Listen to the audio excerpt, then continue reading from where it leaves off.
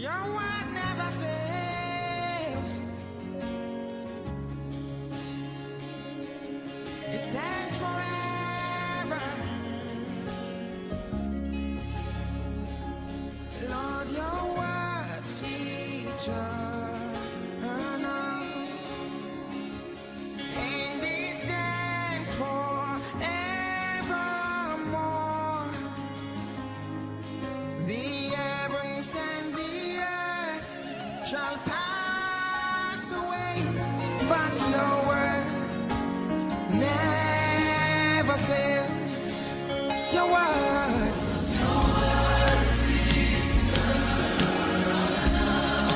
It stands forever.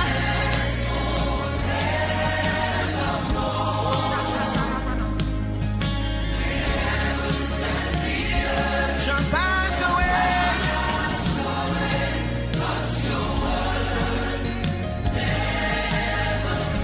Lord, your word's eternal.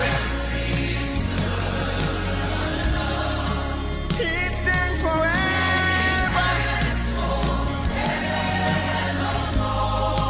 The heavens and the earth shall pass away, but your word from generation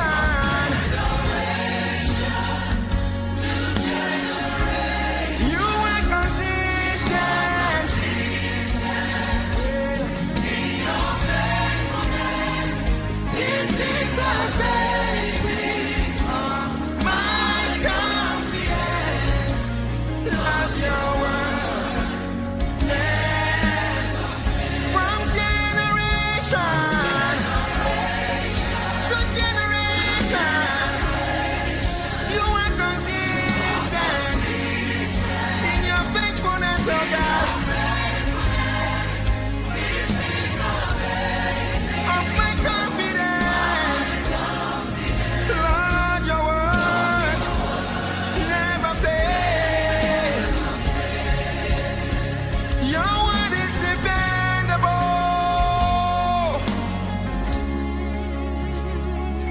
Shelemanakadera. Your word is powerful. It's the anchor for my life. All that I am, I find in your word. Your word.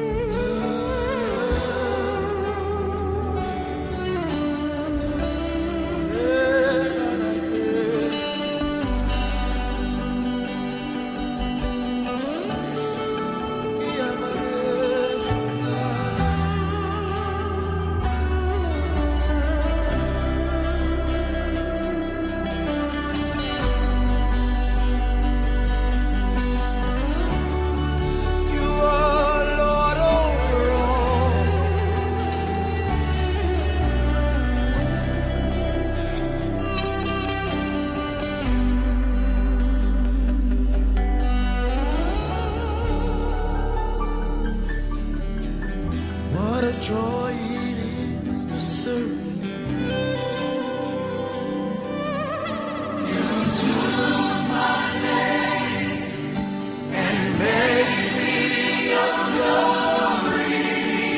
What an honor it is to call you Lord. You alone can reign and raise kings and kingdoms. You have never lost a battle. You are Lord Commander of the angel army. You told us to use your name, Lord, for nothing changes your name, but your name changes everything. Yeah, this is the confidence we have in you. Your name is holy. Lord of my life, I serve you holy. Your word is true and the only. Yes, we declare you are Lord, your name. Oh, is Lord of my life. I serve you. Oh, your word is true and the only. Yes, we declare you are over all.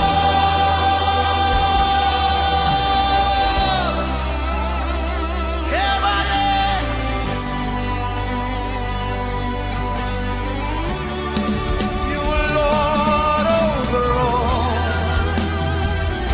King over all, Master over all.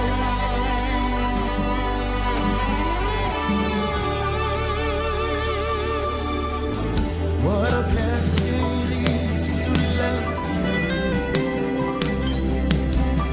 You said in your word, all things are working together for me.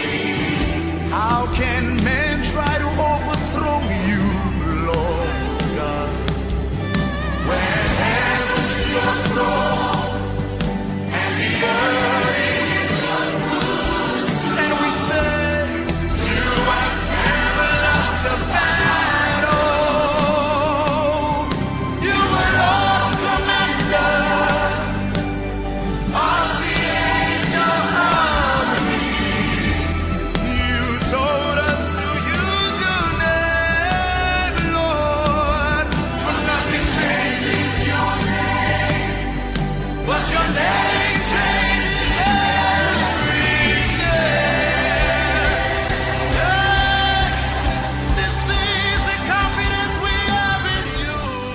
Your name, oh,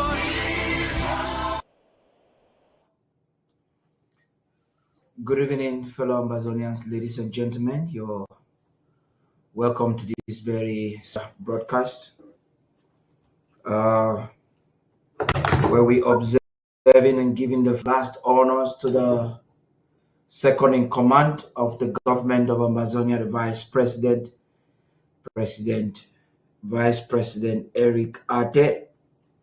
This is an emotional evening for the nation of Ambazonia. A lot for us to talk about. I'm sure by now you would have seen some of the images we shared from yesterday night's event from the church, that's St. Peter's Catholic Church in Minnesota, right into the auditorium where the vigil, we have sufficient report with you. And we are currently trying to establish connections to ensure that we can get some live images of the interment and also the reception. We're communicating on the ground. So much is happening in Minnesota right now. We have people who have traveled from all all the different parts of the world. You know, the vice president is a prince. It's a prince from Santa. And so you have everywhere there's a lot of traffic. I'm trying even to communicate with members of the government that are there to represent us. And communication is very challenging because they have been stuck in traffic. Wherever, from leaving the church to the mortuary or cemetery and where he's supposed to be buried, the traffic is unimaginable. The images we are receiving here is only an evidence that this was a great man. We have even CPDM loyalists who are that are a part of the family because he's from a very big family that have traveled from Yaoundé, Cameroon. And I must tell you, in Minnesota right now is a mixed multitude. The flag of Ambazonia is flying. The government is fully represented. The medal will be given and placed on him before the medal from the president will be placed on him before he goes. And so there is a serious, I just like to notify you what's happening. I'm giving you situational report right now of what is happening in Minnesota. There are two major forces right there. You have the CPDM loyalists, special institutionists, federalists, all of them, some from Cameroun, and the Ambazonians. So it's not an ordinary rendezvous, but it's important because the will of the man is being done the way it should. So who is the vice president is the question a lot of people want to answer. To me, he was more like an elder brother. From the moment I knew him and the way he treated, he was one of the backbones of ABC Amba television. He fought at every given instant so that this TV would not be hijacked by naysayers, coup plotters, those who are seeking to have their way or the highway. Indeed, he's a great loss. So I'll tell you a brief story and I bring to you a documentary, the very first documentary that I produced in 2020 with the vice president. You know, after the APNCs, Scoopies, had failed in their attempt to topple the government of President Sako in 2019, Scoopers had to transform in many different ways. They went about trying to paint an image of President Sisiko, and part of that image was to tell the world that he is some sort of Mandela, and therefore the world should allow Sisiko to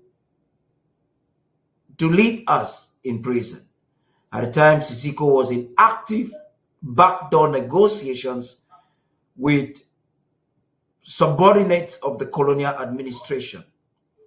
And so Scoopists and APNCs and lovers of Sisiko were trying at every instant to push the narrative that he's some sort of Mandela. The narrative didn't work. And one of the reasons it would not work because you had a person like Vice President Eric Ateh, who was well learned, who understood the history of the historical bearings of apartheid and has a great insight. A lot of people didn't know the vice president had a degree in political science before getting to do IT as an IT technician and software engineer. Most people are not aware of that. But he proved it every time he had the chance to analyze the struggle in comparison with other conflicts of the world. So sometime around late 2019, in early 2020, I saw an article on Facebook. I had not known him. At the time, he was the press sec of President Sako before he was appointed the director of cabinet. and he proactively went out to educate the people of Ambazonia in comparison of Sisiko, Ayub Tabe, and Mandela. Strikingly, his article single-handedly quelled the narrative that by some means Sisiko Julius Ayub Tabe had suddenly become a Mandela in Ambazonia. So when I saw the article, I communicated with some members of the communications department at the time, with Nelly. A lot of you would have known who Nelly was at the time. So I found out, who is this man? Because that's my first time. Very intelligent. We're all trying to push and the right narrative. And I'm like, who is this man? So intelligent, writing such an article. So Nelly told me he was recently appointed. Prior to that time, he was working as Defense Security Chair of ASC. So Nelly linked me up with him, and I spoke with him.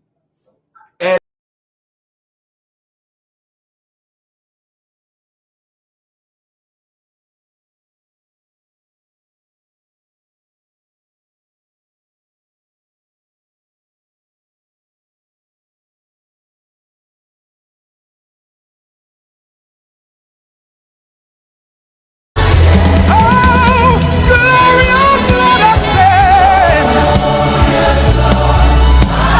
stand in awe of your mighty power. Forever, precious Lord, we bless your name with every second of our days. I want to apologize for that interception there. I'm told that the host disconnected. I just noticed that I was being disconnected, but that has been solved proactively. So the story I was narrating to you was how I came to know the vice president for the first time. I knew him through an article that he had posted on Facebook to quell the misinformation and disinformation of the APNCs, the scoopers of Sisiko Julius Ayub Tabe at the time. So when I read the article, I saw the article was posted by my friend Steve Nebok. And I asked him, but who is this man? He says he was a director of cabinet, of cabinet. And then I contacted Nelly, that was working very close with him at the time, from when he was the press sec into being director of cabinet. Because when he was a press sec, Cristiano would not allow him to come on TV. So when I spoke to him for the first time, late 2019, early 2020, I realized at that time he was one of the highest donor of the government. In fact, in 2020, if I'm not mistaken, he was the top draftee of the government. He drafted about 20-something thousand US dollars for the year, 2020. So as I was talking to him, I'm like, first of all, I've seen some of your videos. You have an alarming voice, a wonderful voice. You seem very sound with the article that you've written. And I'm thinking that we should transform this article into a documentary, because history should be written that we made this documentary with you, and you change the narrative with a single article. All the scoopers of Sisiko Julius Ayub Tabe were shut up. I'm sure you want to listen to that article. The voiceover you're going to hear there is a voiceover of Nelly, that was with the communications department at the time. And then you're going to listen to the vice president. That was the very first time he came on ABC on an official documentary that I produced. Late 2019 into 2020, that was when we produced this documentary. Right after that, we'll come with some brief report. We'll get some commentaries from the lawyers that are here. We'll come with some brief reports and then try to see if we can connect you live with Minnesota. I am currently in communication with all the government officials that are in Minnesota right now. It is heavily raining there. We are receiving some images that we're going to show you, and we want to try to get some live images. So stay tuned. Watch this documentary, and so you understand an aspect of this great man who once lived the surface of the earth, who dedicated his life, his substance, his talent, his everything to ensure that his people will be free from the clutches of French Cameroon's brutality and cruelty. Stay tuned. The question, which has stirred controversy for a while within the fast-evolving Ambazonian struggle, the independence restoration movement, which for a very brief historic moment has experienced transformational and non-transformational leadership successively and simultaneously would be. Is Sisiko Julius Ayokabe in the realms of African politics, heroism, freedom fighting and legendary leadership another Nelson Mandela?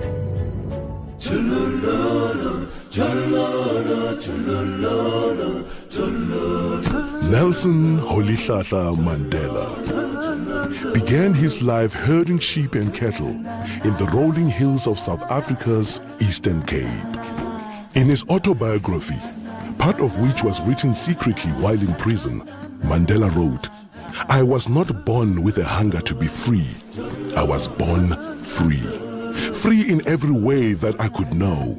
Free to run in the fields near my mother's hut. Free to swim in the clear stream that ran through my village. Free to roast mealies under the stars and ride the broad backs of slow-moving bulls. It was only when I began to learn that my boyhood freedom was an illusion, when I discovered as a young man that my freedom had already been taken from me, that I began to hunger for it." When I went to school, the lady teacher, Miss Mdingane, asked, "What is your name?" I told her my African name, Rolihlahla. She says, "No, I don't want that one. You must have a Christian name." So I say, "No, I don't have one." She says, from today, you are going to be Nelson." So henceforth, he would be known to the world as Nelson Mandela. As the son of a chief, Nelson Mandela had access to the best education available to black people in South Africa at the time. Studying at Fort Hare University, where he first became involved in student protest, his refusal to accept injustice, unfairness, and inequality would last a lifetime. South Africa, 1941. In his early 20s, Nelson Mandela moved to Johannesburg, where he first encountered the racial discrimination that would later become entrenched in law by the apartheid government. Working on the mines and later as a clerk in a law firm, Mandela pursued his law studies and joined the African National Congress, the oldest black political organization in South Africa. It was when I came into the African National Congress that I realized that Xhosas are only a part of the African people. That the task of the ANC was to unite the African people and out of them build a nation. When it became clear that all means of peaceful negotiation had been exhausted, Mandela went underground to lead the armed struggle. We have made it very clear in our policy that South Africa is a country of many races. There is room for all the various races in this country. There are many people who feel that it is useless and futile for us to continue talking peace and non-violence against a government whose reply is only savage attacks on an unarmed and defenseless people. Key government installations were targeted for sabotage. Mandela became known as the Black Pimpernel. In 1962, Mandela was captured, charged with leaving the country illegally and sentenced to imprisonment for 5 years. Shortly afterwards, his ANC comrades were captured with evidence which incriminated Mandela. He returned to court for the Rivonia trial, where he and 8 others faced a possible death penalty. The very speech which was made by Nelson consolidated the spirit of the people outside, because it was a defiant spirit. I have fought against white domination, and I have fought against black domination. I have cherished the idea of a democratic and free society in which all persons live together in harmony and with equal opportunity. It is an ideal which I hope to live for and to achieve. But if needs be, it is an ideal for which I am prepared to die.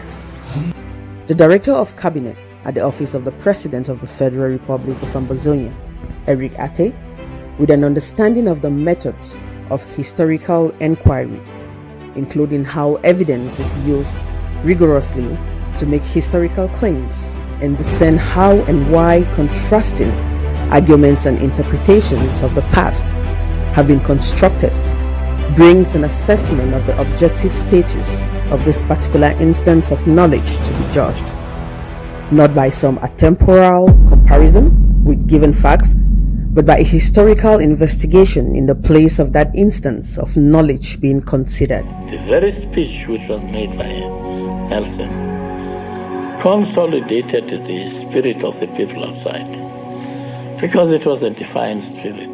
I have fought against white domination, and I have fought against black domination. I have cherished the idea of a democratic and free society in which all persons live together in harmony and with equal opportunity. It is an ideal which I hope to live for and to achieve. But if needs be, it is an ideal for which I am prepared to die. People of Ambazonia, I hear people come up with this distortion of history that Mandela wrote from jail. I must say, it is laughable because in the first place, South African blacks were fighting for equal rights within their country, while the present-day Ambazonia is fighting for self-determination and to actualize its restored independence. Mandela was the president of the Youth League of the ANC when he was condemned to life imprisonment. He was not the president of the ANC. This fact should be noted. Oliver Tambo was the president of the ANC and was on exile in prison. He led the struggle for over 20 years while Mandela could only speak to his wife through a hole in a caged glass cell for over 20 years. When Mandela became the symbol of resistance due to his long stay in prison, the world joined his people to protest for his release. You must know that Mandela earned the sympathy and respect of his people because he did not try to usurp power from the free South Africans fighting for him and his people. Mandela remained loved because he did not divide South Africans with the creation of another ANC in jail. Mandela did not send conflicting correspondences from his prison cell to the international community, countering what the free leadership of the ANC sent out. Mandela did not open himself to be used by those who wanted to cause confusion amongst his people by meeting with them, our enemies, La République, after the free leadership had already stood their ground in matters like ceasefire, which was being debated. After the Honorable Mandela had earned the love and admiration of his people, he continued being honorable with his actions. He told his jailers that only free men can negotiate. He asked them to leave the ban on the ANC so his president Oliver Tambo can come back home. He asked that Walter Sisulu, one of his very sick cellmates, and other prisoners be released so the negotiation goes on not with him as a prisoner, but with the ANC and Oliver Tambo, the free leader of black South Africans, at its helm. Oliver Tambo flew back to South Africa after more than 35 years in exile as the president of the ANC. He was received by Mandela himself at the airport. Mandela, who went to jail with the title of president of the Youth League of the ANC, had long been replaced by a number of successful people. Mandela was an ordinary man, but he was not without power. His behavior while in jail had earned him the respect of all black South Africans and sympathizers all over the world. Unlike what we see today in our struggle with our captured prisoners. Exile and the long fight for freedom had left Oliver Tambo fatigued, and because of that, an emergency meeting of the ANC was convened and Mandela was voted not as president of the ANC, but as vice president, so he could lead the ANC to negotiations with the white minority government of South Africa. They maintained the frail Oliver Tambo as president of the ANC when those negotiations began. That was Mandela for you, an honorable man who should never be compared to just any Jack or Jill. Oliver Tambo died from his illness and Mandela was elected president of the ANC. After negotiations and as per South Africa's constitution, since they have an executive parliamentary system, the leader of the party with the majority seats in parliament becomes president. The ANC won the elections and Mandela became president. These are the steps of a man, Mandela, who led his people honorably. This is a man who never betrayed his free leadership. This is a man who looked at the bigger picture with the freedom of his people always taking precedence over his self-glorification. This is a man, Mandela, who never abandoned his spirit of selflessness, unlike some Ambazonian prisoners, who have shamelessly encouraged other Ambazonians to torpedo the efforts of those who are bent on taking this fight to its logical end, which is the total freedom of our people and the total independence of Ambazonia. That's Mandela for you. The behavior of our brothers in jail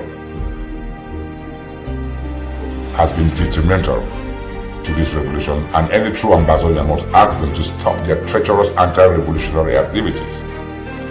The one other thing I want to say here is that if Sisiku claims he has his personal government and he has named his so-called vice president, why then did he not send those murderers from La Republique who pulled him out of his jail cell for talks to his so-called vice president who is a free man? What does that tell you? I think all these gymnastics is all about Sisiku doing everything to remain relevant. However, he must remember that he was respected and in a better position when the Restoration Council maintained him as president and Dr. Sako as acting president. But even that arrangement was not good enough for him. I'm quite certain he would rather be in the previous arrangement than the present one, in which he is fast becoming a traitor in the eyes of many Ambazonians. Mandela was loved not because he projected dominance, but because he inspired his people with his respect for the free leadership in their effort to free his people, his country, and he did everything not to split his people.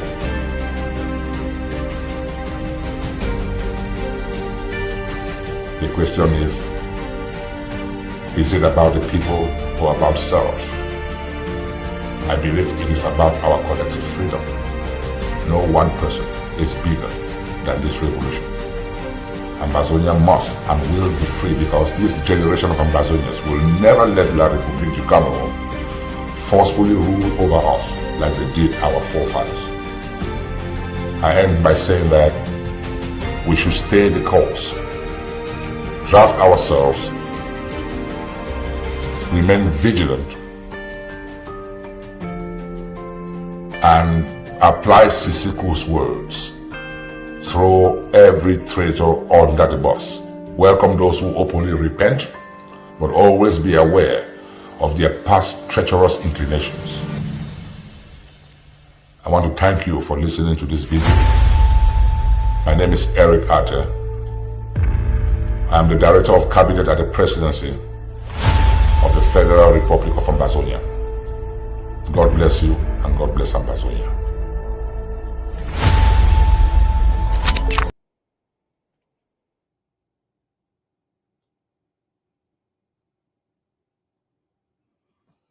Good evening, fellow Ambazonians, ladies and gentlemen.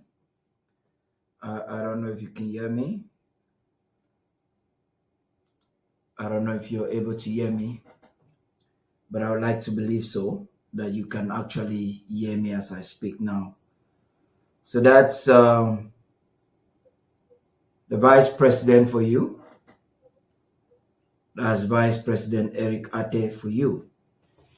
That same year, he drafted at least more than almost every person in the government. He drafted for every county a minimum of $1,000. Drafted, we were told, by Resource Mobilization at the time. The Director of Resource Mobilization at the time was Madame Iringwa. She gave us that information, that by the time he was giving us the information for 2021 draft, when we were preparing for the draft of 2021, Mr. Eric Ateh had drafted at least 27, close to $30,000. So his faith in the freedom of the people of Ambazonia, his belief for liberty, did not only stand and end or start to end with the words that he would say. He went out there in action. Barrister Fru, Barrister Mbeseha, you're welcome. Can you hear me? Commander Elvis, Barrister Fru, Barrister Mbeseha. Can you hear me? I think we'll hear you. Yeah, okay. Barrister Mbeseha, please. You just watched the video of the Vice President. Maybe you have something to tell us. Yeah, there's so much we can talk about the Vice President. It will take us months. It will take us several sessions. But let me just make a few sentences because of time. From that documentary you put there, it tells you what the Vice President. But when he made those pertinent statements, he was not the Vice President. He was just an ordinary Director of Cabinet. So he was not a man positioning himself for power. He was just a truth teller, a good analyst of political events, a good analyst of how revolutions ought to work. At the time he made those statements, by his chronological, Mr. Ateh was not 60. If truly he was born in 1965, he would have turned 60 this year. So he was relatively very, very young, but he had wonderful foresight. In that capacity as Director of Cabinet, as I've said, he was not an office holder in the sense of politics, but that was a man who knew everything.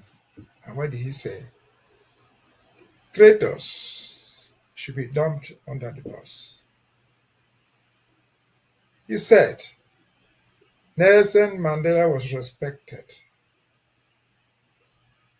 because of the role he played, not as the leader of the ANC, but as a defender of the people's rights. He never sought to undermine Oliver Tambo. He never sought to create another ANC from behind the years. I asked a pertinent question, which going forward should influence all of us. He asked of Sisiko, if truly you believe in your own government, why did you not direct your jailers, those who had sent you to jail, to the very person you had appointed as your vice, to go negotiate with him, giving you credit that you were just honest? You created a civil government, and you sought to do everything for yourself. The revolution, he said, is not about your individual personality. It is about a vision. And so here comes a man, a gentleman, very young in terms of age, in terms of politics, especially in Africa, at under 60, assuming these positions. This is a man, he told us earlier, who is being mourned in Minnesota, not by Minnesotans alone, not by Ambazonians abroad, but by his own family, including his own family, all the way from home. Not just his own family, part of whom are members of the CPDM. They have come to converge to give him a goodbye. What can you expect of an honorable man like this? He could embody anything, and he embodied everything. But above all, for Ambazonia, he embodied a sense of thinking, a sense of direction, a sense of resistance, a sense of clarity. Because you understood the revolution more than some of us who are far older in age. And so we're losing a man, a fighter. We're losing a man, a unifier. We've lost a man, a politician. Because at the time that we're burying him, he had gotten up in terms of politics to the higher rungs of the political ladder. He was our vice president. And so that is VP Ateh. As he transitions, that is the message he left for us. But we can look backward a bit and say, now, we cannot forget of the events that have unfolded since 2021, 2022 to today. We know this is not something in hiding. There are people amongst us who prayed on video for the death of Ateh. Their recordings are all there. They prayed on video for cancer to affect whoever did not believe with them. But Vice President Ateh had cancer. Can it be the prayer of these people? Certainly not. Because people must come and live and die. If these people pray for his death, believe very much in their own story, let them come out and own up to his death. We killed him by our prayers. God took him away because he prayed. But they are not doing it. I've not seen them doing it, at least not to the best of my knowledge. And so his death, to me, is just a reminder. People will live and die. People will die of different causes. I made out of cancer, and not one by accident. The most important thing is that you are dead. But what is important is that what did you leave behind when you died? What do people remember of you? Because even those who pray for his death are not going to live forever. They too will transition one day or the other. What would they be remembered for? We have a lot in those videos that Ateh will be remembered for. In the history of Ambazonia, but also in the history of the world of liberation. Because when we played Mandela, when Mandela died, there was nothing that called Ambazonia. Mandela and the Oliver Tambos never perhaps buried they would ever play their videos for the liberation of a different country other than South Africa. But here we are in Ambazonia playing their recordings decades after they are dead. So what Ateh said will be played centuries maybe after today. In other people's liberation movements, not just in Cameroon, not in Africa, but across the world. And so I think we've lost an icon. We've lost an intelligent man, a very, very intelligent man. Intelligence, I mean, use this to conclude, is not based on how many academic degrees you have. No, it's based on what you have in your head as foresight. Mr. Ateh was very, very young in terms of age, in terms of education. And maybe people don't know. Ateh, I'm told he went to Bujongo. I went to law school before him. He came there after we left many years ago. I'm not sure Mr. Ateh was a lawyer like me. Neither was he a priest. But he has met history. He didn't need PhD to make that. He has met history. He did not need to go to a political school to become an in the world. Because Nelson Mandela you're quoting there was just nothing but a first degree holder. And so we have lost a man of vision to the world in general, to Ambazonia in particular. And so his burial, we think, very strongly, that to those people who came from home, his own immediate family, that they gave birth to a child, but the child became the son of the world. They gave birth to a child, but that child grew up to become the leader of Ambazonia spiritually, financially, and administratively. Because he did both. He donated from what he did not have, $27,000 in 1 year. I doubt how many people have done that.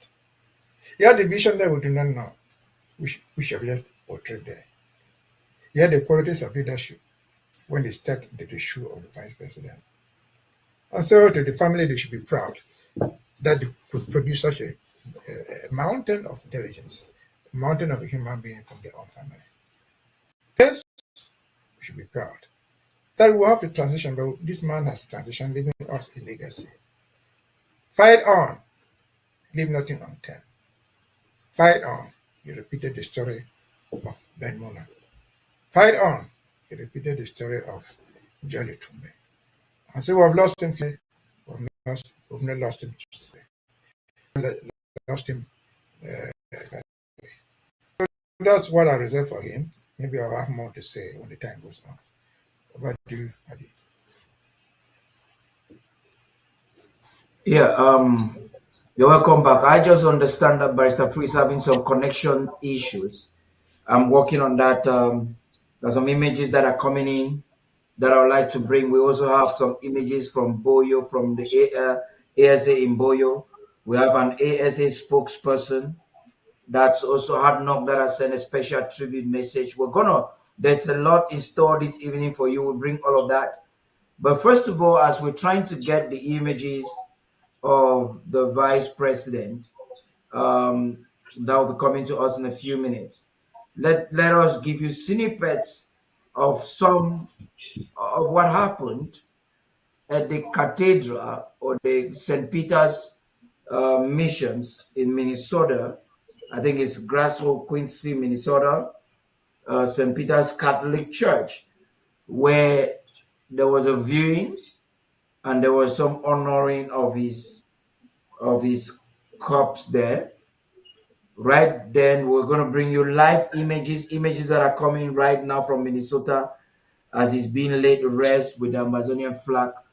I'm looking forward, the president's representative there. I'm looking forward to see if I could get, okay, from every indication, Commander Elvis just connected.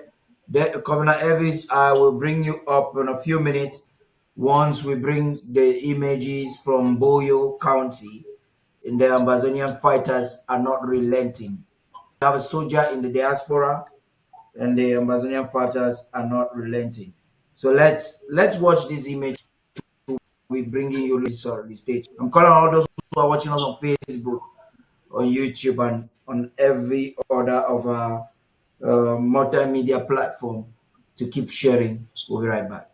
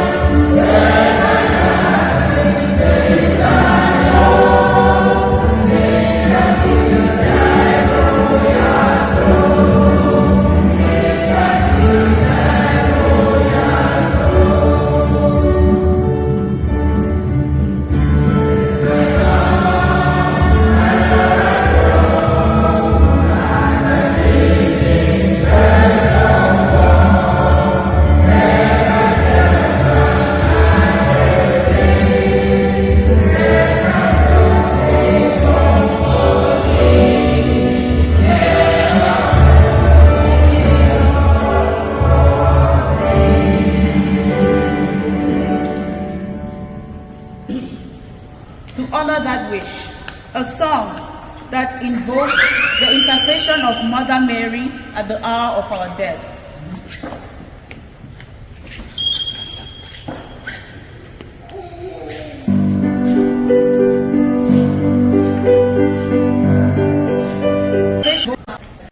To back healing. Dear brethren, we are seated in a space where Eric and I used to attend monthly healing masses. During our drive back home, we would listen to a specific song, and he would say that he wishes that this song be sung if he ever passes. So here we are to honor that wish, a song that invokes the intercession of Mother Mary at the hour of our death.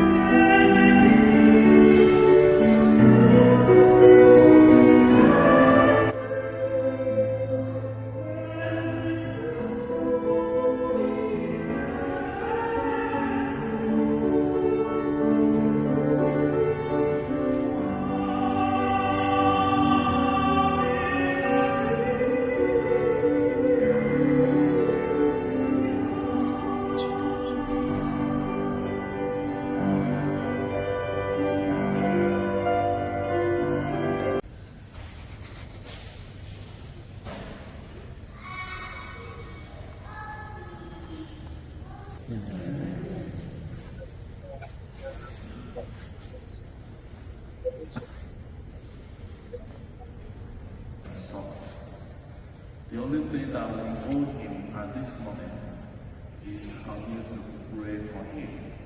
So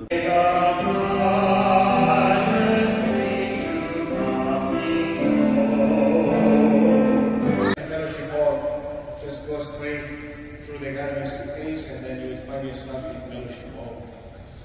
The burial of our brother Eric will take place tomorrow at 12 noon at St. Mary's Cemetery, the new section.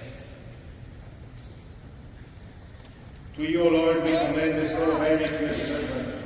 In the sight of this world he is now dead. In your sight may he be forever. Forgive whatever sins he committed, for you are witness. And in your goodness, grant him everlasting peace. Through Christ our Lord. Amen. The Lord be with you. And with your spirit. And the Almighty God bless you, the Father, the Son, and the Holy Spirit. Amen. Go forward to the masses and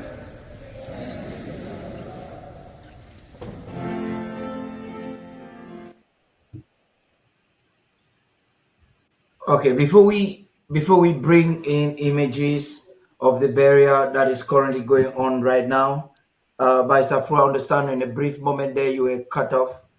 Commander Elvis is also here.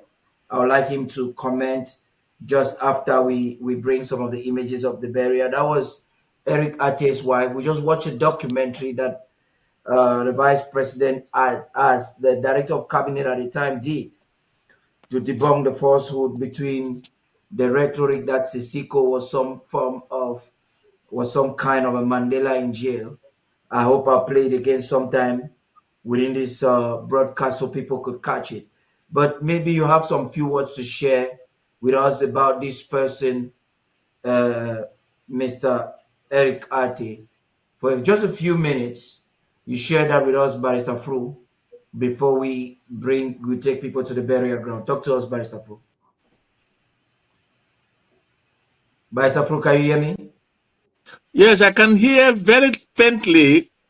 My I don't know whether it's but my full is my sound is full, but I can't hear you fully. But I heard what you said. Say what you want to say now. After this, I'm Can going to you help hear to me? connect you. Can you at least hear me now?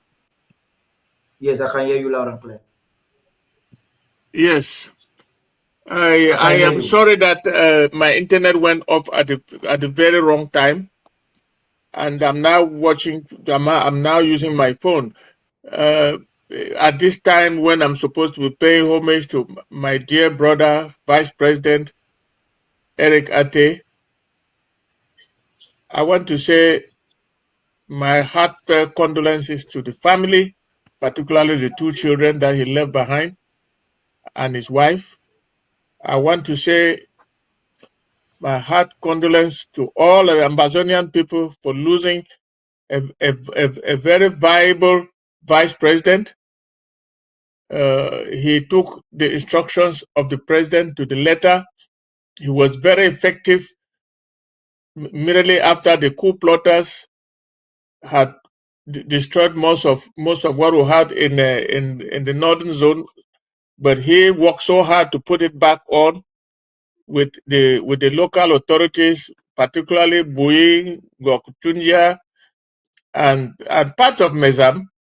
And he was working on the Mezam when illness and death caught him short.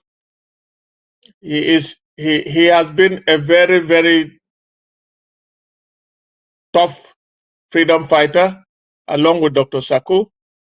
He worked so hard when he was DCAP, and then Dr. Saku saw the hard work and efficiency and appointed him vice president, and he served loyally until his passing. He has gone to prepare a place for the rest of us, and I think that he is watching on us now, and is saying, Ambazonia shall be free. I don't know whether I've been heard. Yeah, thank you very much,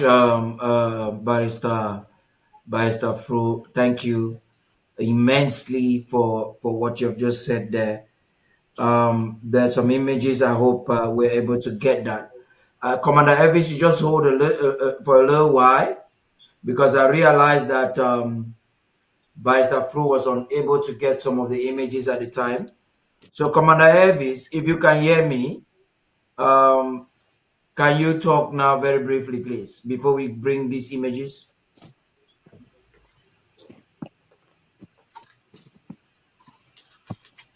Commander Elvis, can you hear me? Thank you. Yes, yes. Can you all hear me, please? Yes, loud and clear, please. Okay. I want to also join Barrister Mbeseha and Barrister Fru to really give, a credit to VP Eric Ateh for the wonderful work that he did on behalf of the Ambazonian people. I can remember the very first time I spoke to VP Eric Ateh. It was actually together with when he came to Bowie County, all right, to make sure that Bowie County was strategically positioned to fight for Ambazonia. VP was Eric Ateh was somebody that understood governance. I remember him teaching us about local government areas and counties, and we could not even grasp it at the time. But he had a vision that we can only understand it now a lot better that he's gone. He took his time and he nurtured Bowie County, especially like a baby. making sure that he mentored each and every leader personally. Took his time, even those that disagreed with him. He never let go. He stayed the course. Um, Throughout his time, he has been a friend of Bowie County, and even so much more when we later discovered that, VP finally got a wife that was from Bowie County. What a joy. As the whole uh, display of his character came out, he stood tall because he was always very present, very honest in his dealings, very straightforward. Somebody that you could not doubt his character at any one time. So that is the person that VP Eric Ateh was, and I really appreciate the fact that we come together at this moment to share our own ideas of who he was to the public, and also make sure that he is celebrated for what he did on behalf of the Ambazonian people. I think at one time I also had an opportunity, me, him, and I think that was the first time I got to speak with Barrister Fru John Nsoh, which was together with VP Eric Ateh. It was all three of us on the phone. And I still remember the words of VP Ateh like a knife, very strong and direct to the point, giving clear instructions, instructions that you cannot misunderstand. That was who he was. And I do have a special, assignment from him, one that I hold dearly. And I also know that, he did have great respect, not just for me, but for our, most of the people in Bowie County and also the leadership to be able to stand tall. And we believe in his vision that he held strong. And for that, we are certain that Ambazonia would be free, and free at last we will. Over to you, Director Paddy. Yeah, thank you very much. I would like for us to have a very quick break, and this quick break we'll see if we could get some of the images of the vice president. I'm talking about the burial of the vice president, but it will come only after this break. Stay tuned. Division actually started in Bowie County, where there were some individuals in that county who did not want to work with the leadership of the county. They decided to join the other side and started creating something down there called Unity Warriors. And when No PT left Ngokutunja after La Republic was really after him to fight to seek refuge in Bowie County, some individuals in Bowie County capitalized on that situation and persuaded No PT to start rallying people under something called Unity Warriors. Our people have been killed and abused for so long. I know that the many correspondences that we have put out there must have probably crossed his desk somehow, or he has come across some article or somebody who has actually brought this to his attention. When they invite somebody like a high-ranking official of the human rights organization to Cameroun, you know what I mean? I don't think it is to promote us. It is to thwart our ambition and to help themselves cover up, their own atrocities meted on our people. So I think a seasoned diplomat like Mr. Tarh should have actually done his homework. He should have actually understood that you don't go and talk to the oppressor without listening to the oppressed. It is just a way of filling vacancies that existed within the various departments in the interior government, and to make things more dynamic for the Secretary of State, so they have another person actually helping them execute their office. Thank you. But the fact that they can see for themselves that we are actually fighting to free ourselves from this terrorist government, it really gives us some solace, and that's what the message the president was trying to convey. Okay, you remember? I don't know if you remember, but when the Commonwealth back, I think that was back in during the Margaret Thatcher era, why we must continue to support our ARF by drafting. We are here to give honor to our valiant Ambazonia restoration forces who have fallen while putting their lives on the front line because of our collective quest for true freedom. No sacrifice is mightier than those heroes and heroines as far as this liberation struggle is concerned. Tonight, we reflect on the massacres that dictator Biya's genocidal thugs have perpetrated in Ambazonia. We remember those in Gabu, Kwaka, Pumba, Santa, Bali, Mankon, Lafut, Mesen, Mitop, Okonotiti.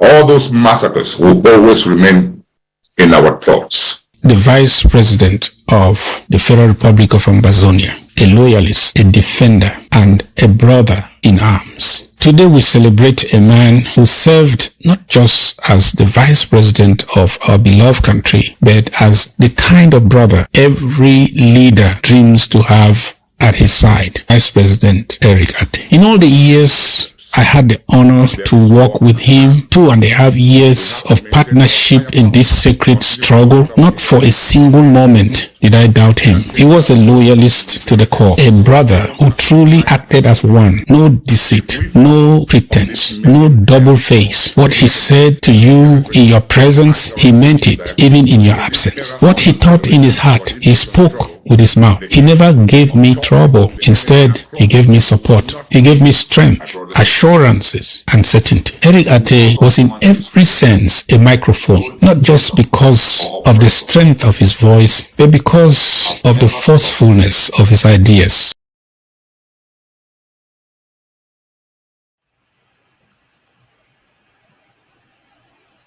That's amazing. Let's get some images that are coming from Minnesota. We'll be back. No more dying there. We are going to see the King.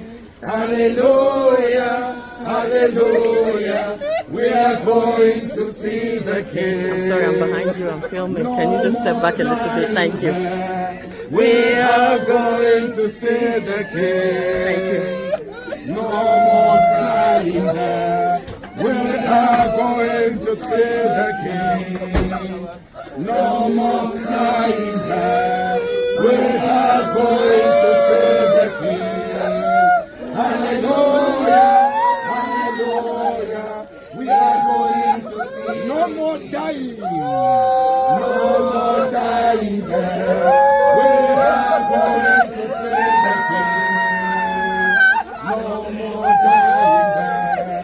We are going to see the King. No more dying there. We are going to see the King. Hallelujah, hallelujah. We are going to see the King. Soon and very soon. Soon and very soon. We are going to see the King. Soon and very soon. Today we gather not merely to mourn, to remember and to celebrate a life that exemplified rare courage, iron discipline, and unwavering commitment to the cause of Ambazonian freedom. His Excellency Eric Ateh, our dear Vice President, was not just a colleague. He was a warrior, a statesman, and above all, a people. His baritone voice carried the strength of a lion, but his spirit carried the humility of a servant. In every assignment, at every level of state service, he gave his all, and then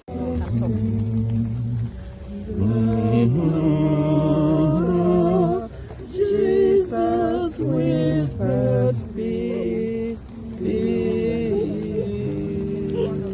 The anthem. Okay. It's okay. You can see the face. Okay. Let us read it.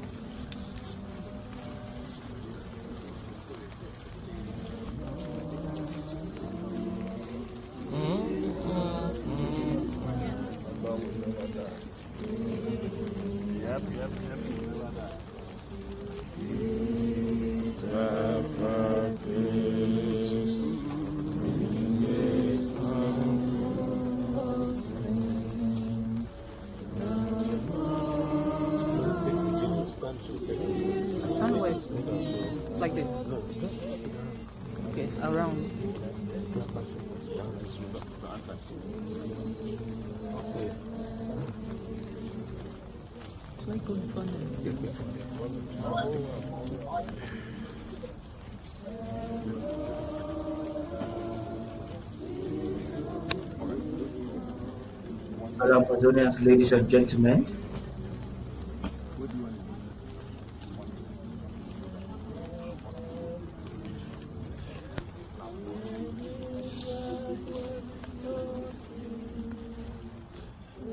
Ladies and gentlemen, at this time, we are going to, as a people, give our brother Eric Ateh his last greetings. We have a word for him, his last word, with the person with whom he worked as a second. He worked as the Vice President of the Federal Republic of Ambazonia. And there is the President's word to him and to the rest of Ambazonians as far as this gentleman laying here is concerned. Is it on now? Presidential citation for His Excellency Mr. Eric Ateh, the Vice President of Southern Cameroun, Ambazonia, delivered for His Excellency Dr. Samuel Ikomesampo, the President of the Southern Cameroun government in exile. Distinguished family members, countrymen and women, dear mourners, beloved friends, and fellow comrades in the struggle. Today we gather not merely to mourn, but to honor, to remember, and to celebrate a life that exemplified rare courage, iron discipline, and unwavering commitment to the cause of Ambazonian freedom. His Excellency Eric Ateh, our dear Vice President, was not just a colleague. He was a warrior, a statesman, and above all, a servant of the people. His baritone voice carried the strength of a lion, but his spirit carried the humility of a servant. In every assignment, at every level of state service, he gave his all, and then some. He first served our nation as Chief of Staff at the Department of Self-Defense. From there, he rose to become the Press Secretary, then the Director of Cabinet, and ultimately the Vice President of the Republic. Each office he held, he dignified with excellence, honor, and an uncompromising sense of duty. I could send him on any mission at any hour, under any pressure, and never once did I lose a night's sleep, worrying whether he would represent us well. His loyalty was not political, it was patriotic. His decisions were not driven by ambition, they were driven by conviction and common sense. In a movement that demands clarity of purpose and courage under fire, Vice President Ateh stood tall. He understood protocol, he respected structure. He knew more than most how governance should operate, even in a revolution. I remember vividly our last conversation, just 48 hours before he expired. I had called him to request a special recorded message for his people.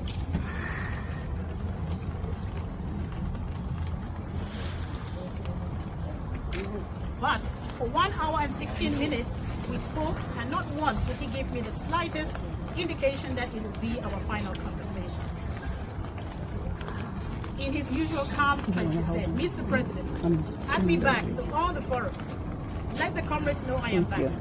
Let them call me for duty, like before. I am getting better." He made his final rounds quietly, reaching out to all, to the House of Assembly, to the county chairs, to the Ambazonian people, giving them what we now know was a favor. When we met in Washington last September, he told me plainly, "This may be my last encounter with my comrades. I just want them to see me strong, alive, and still loyal." Mr. President, you did not leave us empty. Mr. Vice President, you did not leave us empty-handed. You left us a standard to live up to. You left us a legacy of duty, dignity, and discipline. You asked to be remembered by what you did. You said your children and their generation should know that their father stood tall for their freedom. And so today, in the name of the people of the Federal Republic of Ambazonia, I present to you, in your noble rest, the staff of the Republic, the Medal of Honor, and the flag of the nation you loved and served till your last breath. These are not symbols of pity, they are seals of pride. We pledge before God and history that we will not abandon the mission. We will honor your memory by pressing on until your final wish, the freedom of your people, is fulfilled.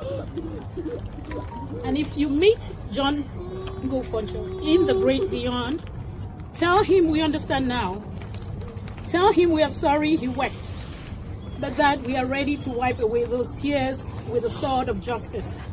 Tell him over 60,000 of our people have paid the ultimate price in this senseless war. But we are undeterred. We are the generation that will correct the error. Adieu, Mr. Vice President Ateh. Adieu, noble warrior of Ambazonia. Adieu, faithful son of the land. We are proud of your legacy. You fought well. You rested with honor. And we shall conclude this phase, or start this phase, by singing our national anthem in honor of our Vice President, as we put a right hand on a left chest.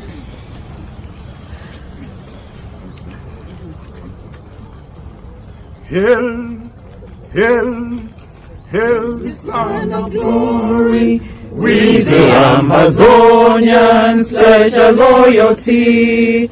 Praise the Son, our Savior, who granted us the freedom. Allegiance to the hero who bore the land with their blood.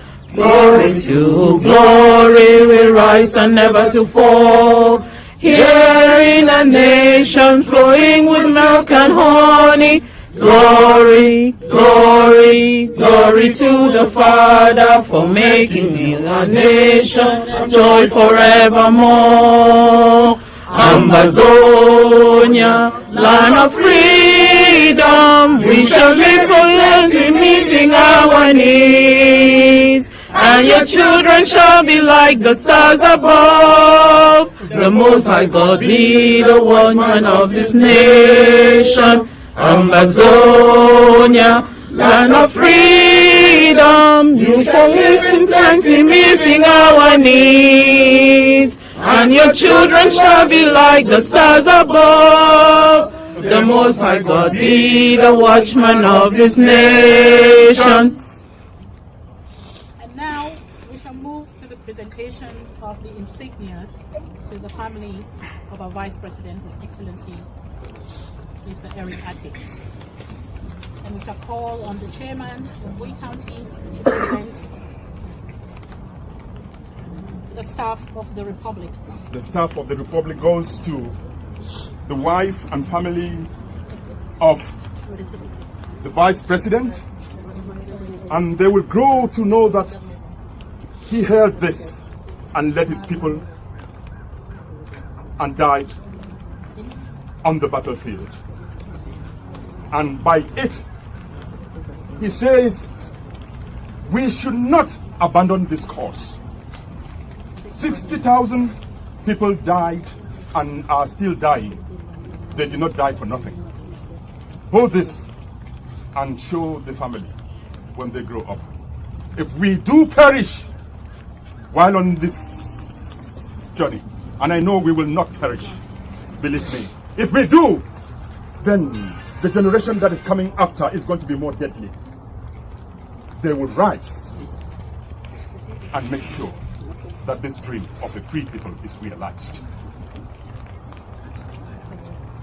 And now we shall present the Medal of Honor, and that will be done by Dr. Patience Abiedu, the Secretary of State for the Departments of Women's Services. On behalf of the Federal Republic of Ambazonia, on behalf of President Nsoh, I present this Medal of Honor to our brother and to you, our sister, for the amazing job he did till his dying day. We pledge in his honor to continue the work that still has to be done during the final end.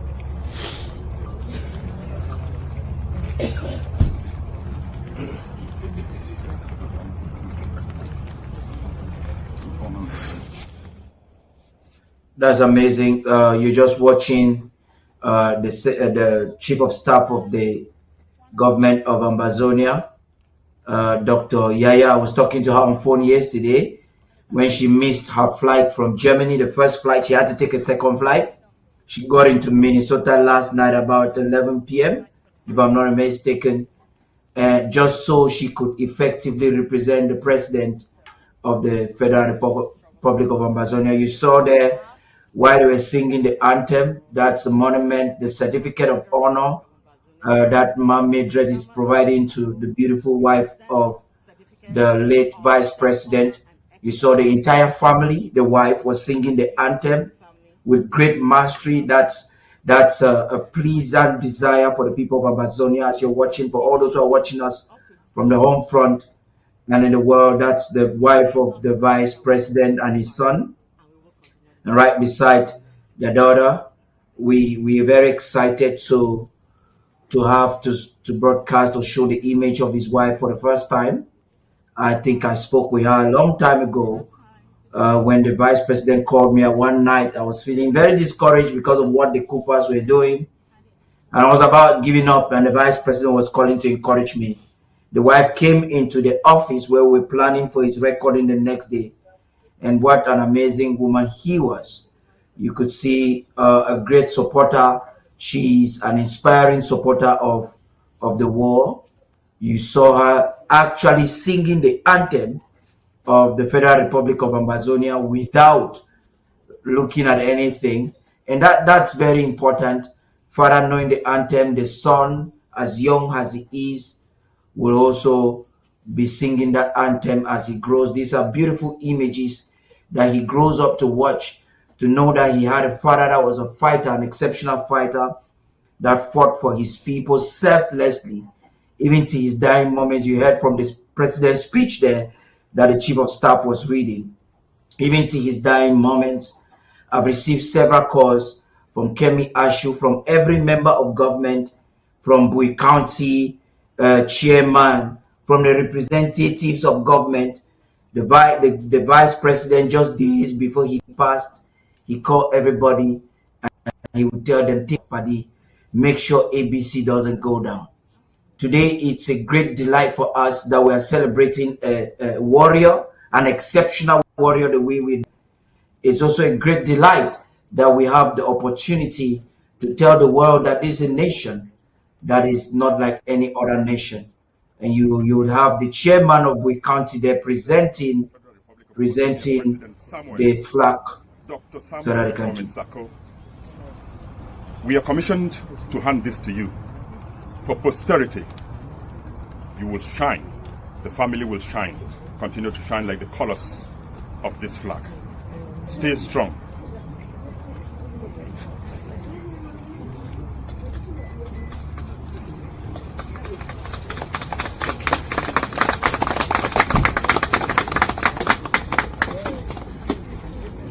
We're done, right?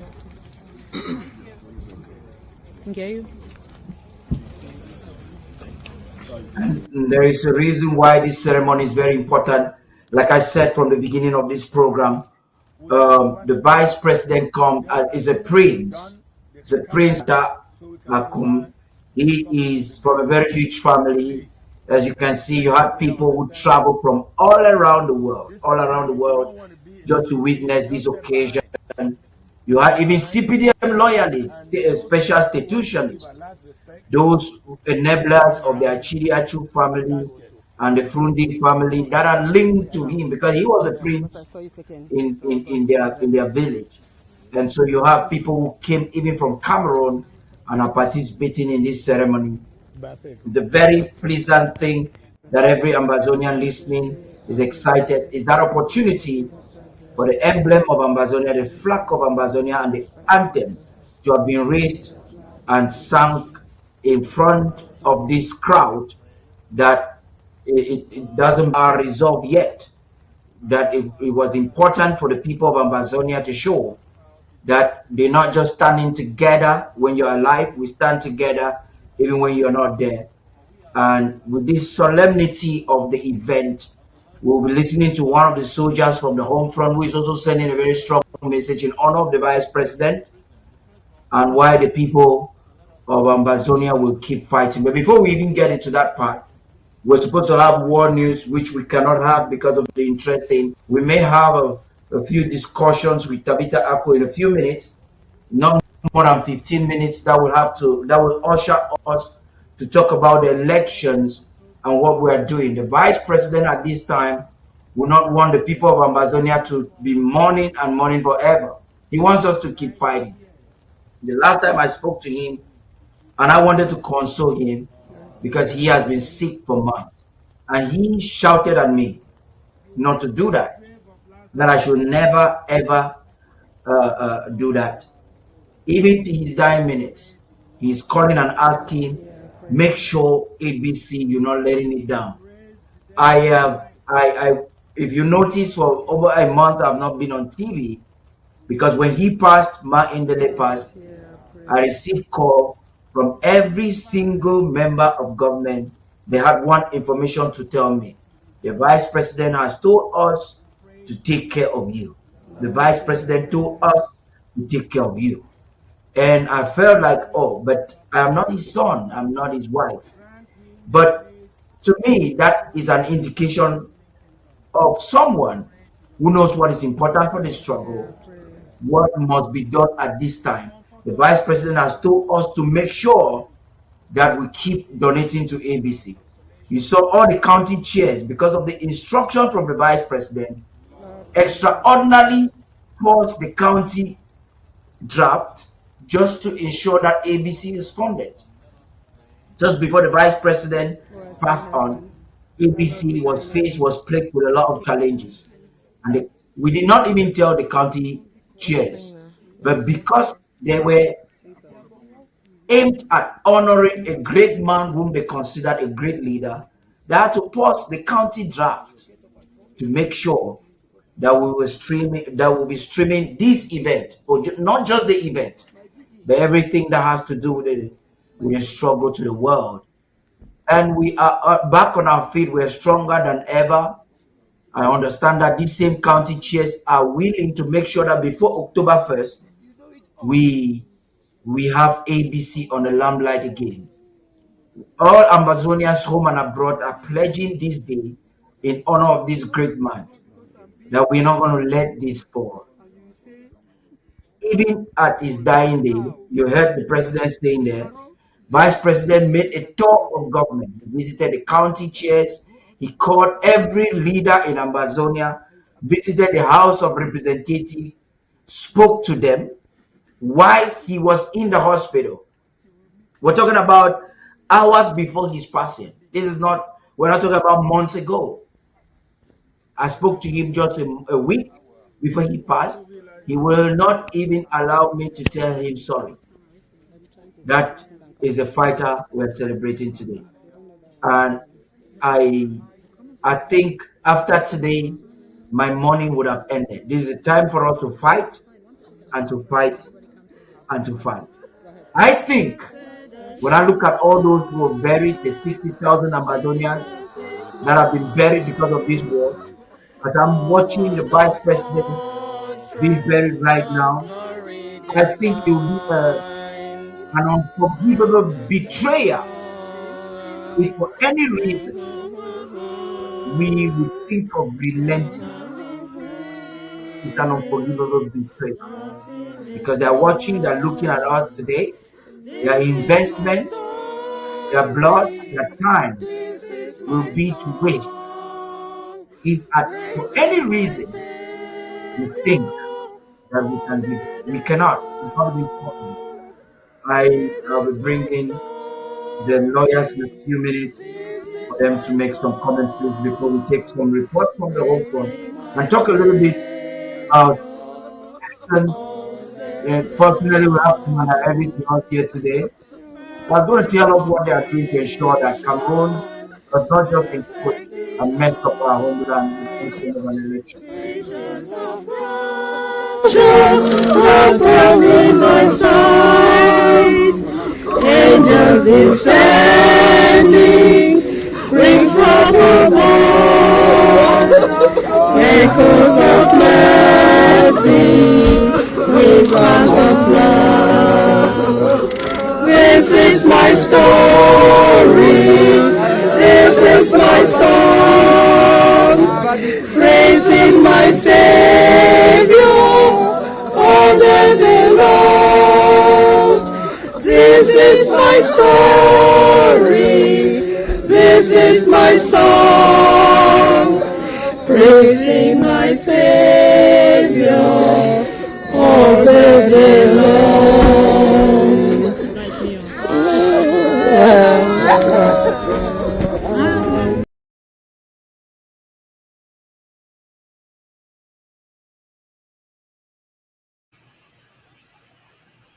Barrister Fru, Barrister Tim, Commander Elvis, we having some powerful images coming in from Minnesota, emotional but inspiring.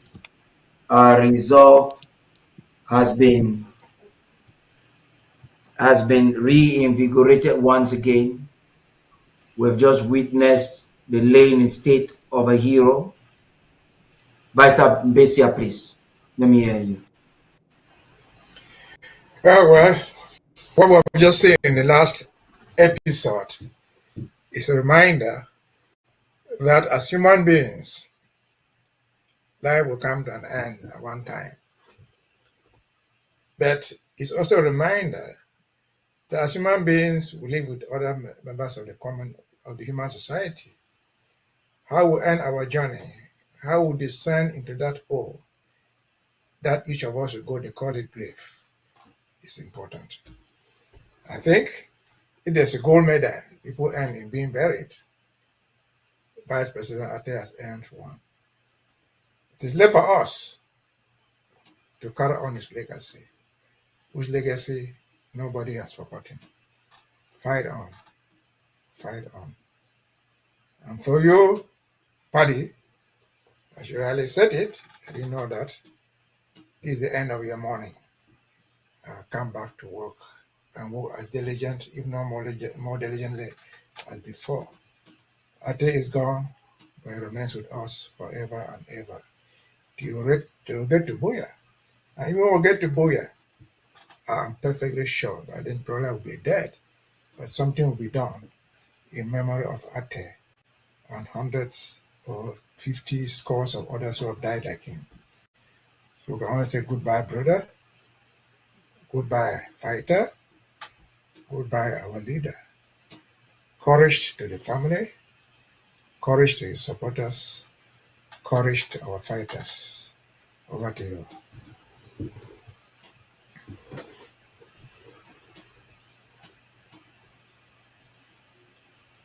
Over to you, Paddy.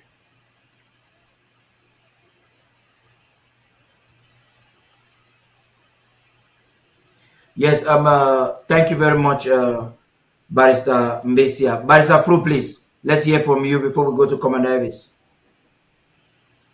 Yes, Barrister Fru, Paddy. please talk to us. Yeah, yes, Paddy. We have just watched the final lay to rest of our brother, our vice president, the freedom fighter who has gone before us. What the symbolism of today is to let us know that he has gone the way of all of us, that all of us will go the same way, but that those of us who are still here fighting, we should never give up. We should never give up until Ambazonia is free. And even if some of us go, the rest of us who are still behind must make sure that Ambazonia is free. And we're calling on everybody, particularly the counties now. Let's draft and draft and draft and draft to fulfill the legacy that our vice president has left, and our general manager, the director of ABC, has left, so that when we leave, we would have also accomplished what they very efficiently and very powerfully did before their departure. I know both of them are resting in the bosom of the Lord. I know where they are. They are where they will no longer any pain, no longer even any darkness or day. They are gone, and we are here to make sure that the legacy continues. Those of us who will follow, we will also make sure that we leave behind a legacy that can be like theirs or beyond. I take this opportunity to thank their family for allowing the government of Ambazonia to give him a state funeral. I thank everybody who was in Minnesota, who represented all of us, who took part in the laying in state of our very dear vice president. He was dear to all of us, and he will remain dear forever. Thank you very much, Paddy, for giving me the opportunity to express my sorrow. I am in tears, but no, tears alone will not do it. We should fight. We should bring out the money and make sure that the boys on the ground have what it takes to free the homeland for our children and our children's children. Thank you very much. Thank you very much, Barrister Fru. Thank you. Commander Elvis, please.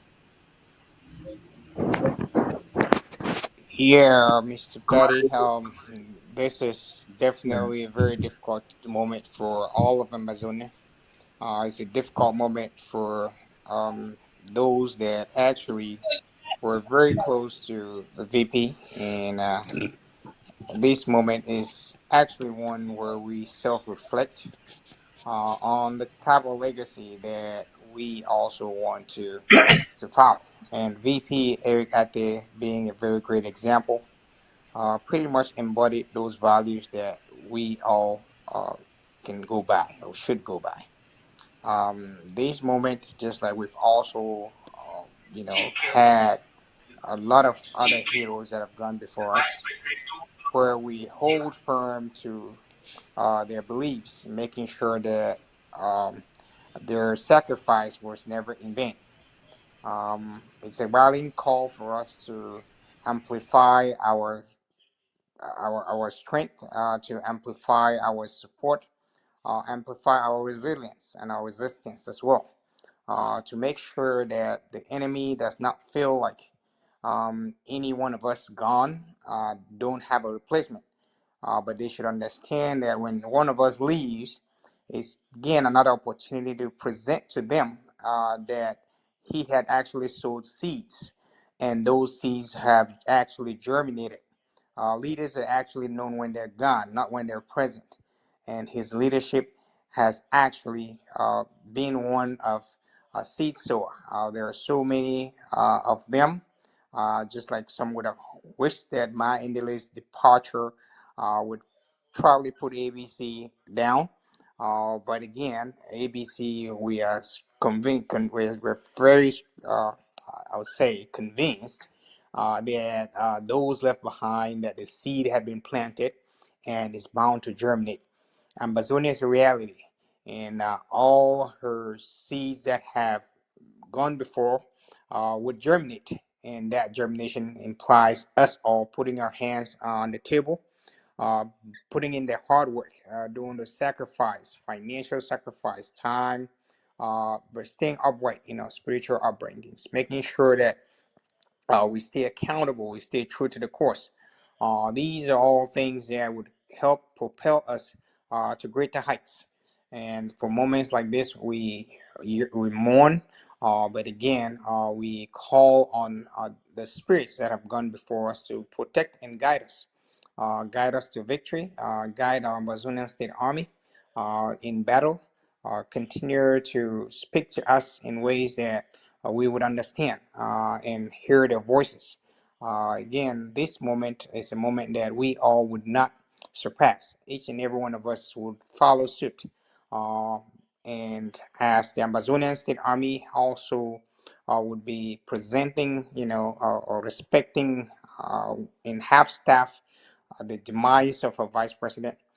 We conjure all Ambazonians as well to join us in this solemn moment to pray for his family and his loved ones. We saw during the event the wife and the kids. We pray for their strength, that they may continue to have strength to withstand this situation. Close relatives and friends as well. Even the elderly and those that are involved in the struggle, we need to continue to pray for each and every one of us because we all are integral parts of this revolution, of this struggle, and we need each other's presence. Sometimes when one of us leave, it is challenging for others to pick up. I want to also encourage my able statesman, but Fru in particular, I know how close he was to the vice president. And you could hear for the first time his voice actually, really being difficult for him to speak like the bar food that we know. I just want to tell him that we are all together in this, and we know that Mr. Eric Ateh did not leave any stone unturned. He gave his best to his people. He gave his best for his country. And we are proud because if Bowie County is strong and standing tall like it was, it is because of his dedication to make sure that everything went just like planned. So we can never forget his service and his sacrifice to our great nation. And for that, Ambazonia is proud of whatever he had done for his people. Mr. Eric Ateh continues to be a true leader in our cause. And this gives us an opportunity to bid him farewell. May his soul continue to rest in peace, in power rather. Thank you.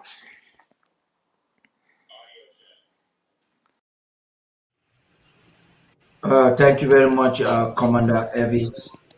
Right now, we're going to be listening to one of the field fighters. Right after that, we'll get into the newsroom to hear what Tabitha has to tell us on the field. Well, we're going to be listening to a tribute from one of the spokesperson of the ASA, who has a message for us, for the Vice President. And right after that, we'll take a report on what is happening in Bamenda, and we'll get a debate with regards to the elections. At the end of this program, we have a lot of beautiful images coming from Minnesota. In between the program, we'll be showing you some of the images from the Minnesota. I hope I'll be able to connect reception live. I'm actually talking with the team now. I'm connect the reception live for some of us to view it. I want to, first of all, before we get to, I want to thank Dr. Patience, especially the Chief of Staff, Dr. Yaya. She missed her flight yesterday in Germany, like I said earlier on. I was on phone with her, and she kept on calling. I was praying. When she got the next flight, we're at the airport, when the phone just ceased and she was taking the flight, she got to Minnesota. I was sleeping. She called, and she's been up just for this occasion. And you heard her there reading the president's speech in a way that nobody else could do it. She's a very emotional person. Today is the strongest that I've ever seen Dr. Yaya. I didn't believe that she was going to read that speech to its end. And I think I'm very proud of her. I'm proud of Shea Yimbu. I'm proud of all Ambazonians who traveled. I'm proud of you, Ma'am Mildred, who is on the field, welcoming every person. Thank you. Thank you for doing that great job on our behalf. You guys today are the jewel of Ambazonians. What would Ambazonia have done today without you who represented us there? Thank you all so very much. We'll be right back. The Ambazonian State Armed Forces and Ambazonians on the home front pay tribute to the iconic figure, Assistant Commander-in-Chief and Vice President of the Federal Republic of Ambazonia, Mr. Eric Ateh, this Saturday, August 9th, 2025, Anno Domini, as he journeys into eternity. Papa Eric Ateh, it has pleased the Most High God to call you into that kingdom prepared for us from the beginning of time. We miss you, Papa. You embodied all the enduring values that our beloved nation Ambazonia stands for. Freedom, liberty, justice, dignity, love, unity, and compassion. Your works, immense sacrifices, intellectual, material, moral, and spiritual contributions to our liberation quest will remain a permanent source of inspiration to generations. You were a symbol of pride, power, strength, and vigor for the Ambazonian nation. Your exemplary leadership, meritorious service, your selflessness, revolutionary vision, and integrity leave an indelible legacy in the history of the Ambazonian nation. While standing tall, courageous, and unwavering in the face of challenges of wartime leadership, diplomacy, and betrayals from within your own camp, you became an unmatched source of inspiration for the Ambazonia State Armed Forces and the Southern Cameroon's Ambazonian people. Though you live, your spirit remains to inspire a generation to rise to greatness. As you move ahead to glory land, Papa Eric Ateh, we count on your mediation from the ancestral realm to speed up our freedom locomotive. Papa Eric Ateh, till we meet again in that land where there will be no sickness, no torture, no suffering, no slavery, and no need for sunlight nor moonlight. General Hannock is the voice of victory and salvation for the Ambazonia State Army and the Southern Cameroon's Ambazonian people.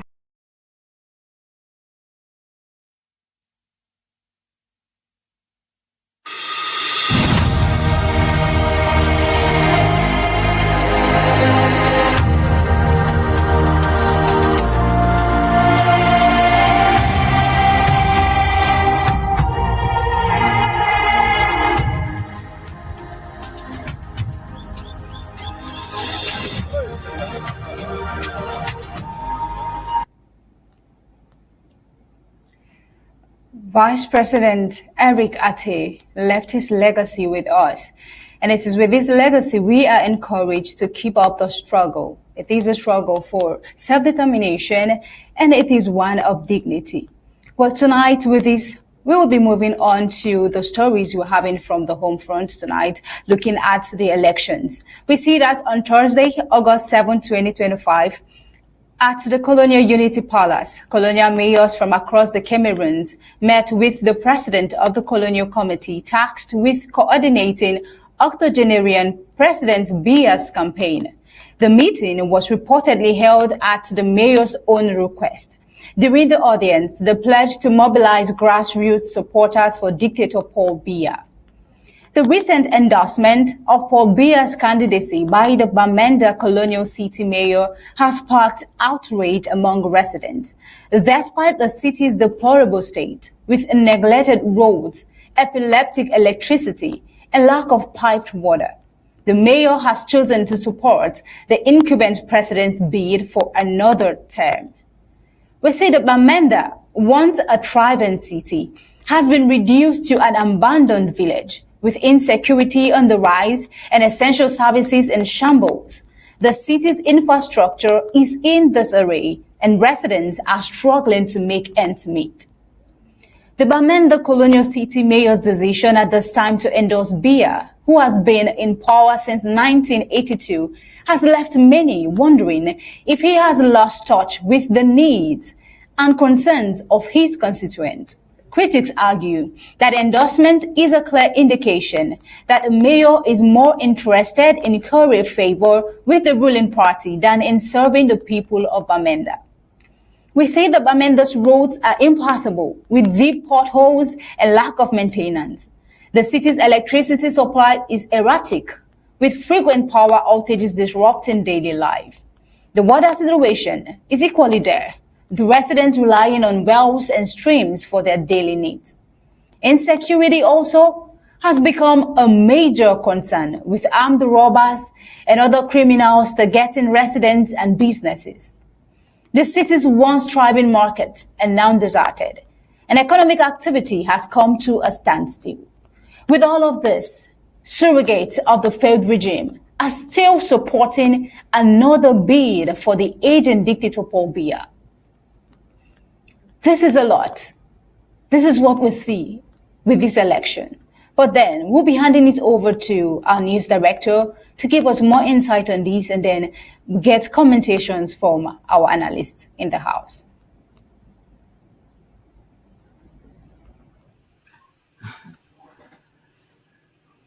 Thank you very much, Tabitha, for that insightful coverage. I'm very pleased with the aspects of the report that you brought to our attention this evening. Barrister Fru, Barrister Mbeseha, as soldiers in the media, we're back again. This is what is happening. Look at the roads in Bamenda. Look at the life of the people. Look at the insecurity, the everyday kidnappings, the killing of civilian population, the manoeuvres, the manipulation by the colonial army to kill civilians, pretexting it for being the Ambazonian fighter. All of these back and forth. There is an active war. The electoral body, Elecam, nobody is talking about it. It is clear that they already have a president.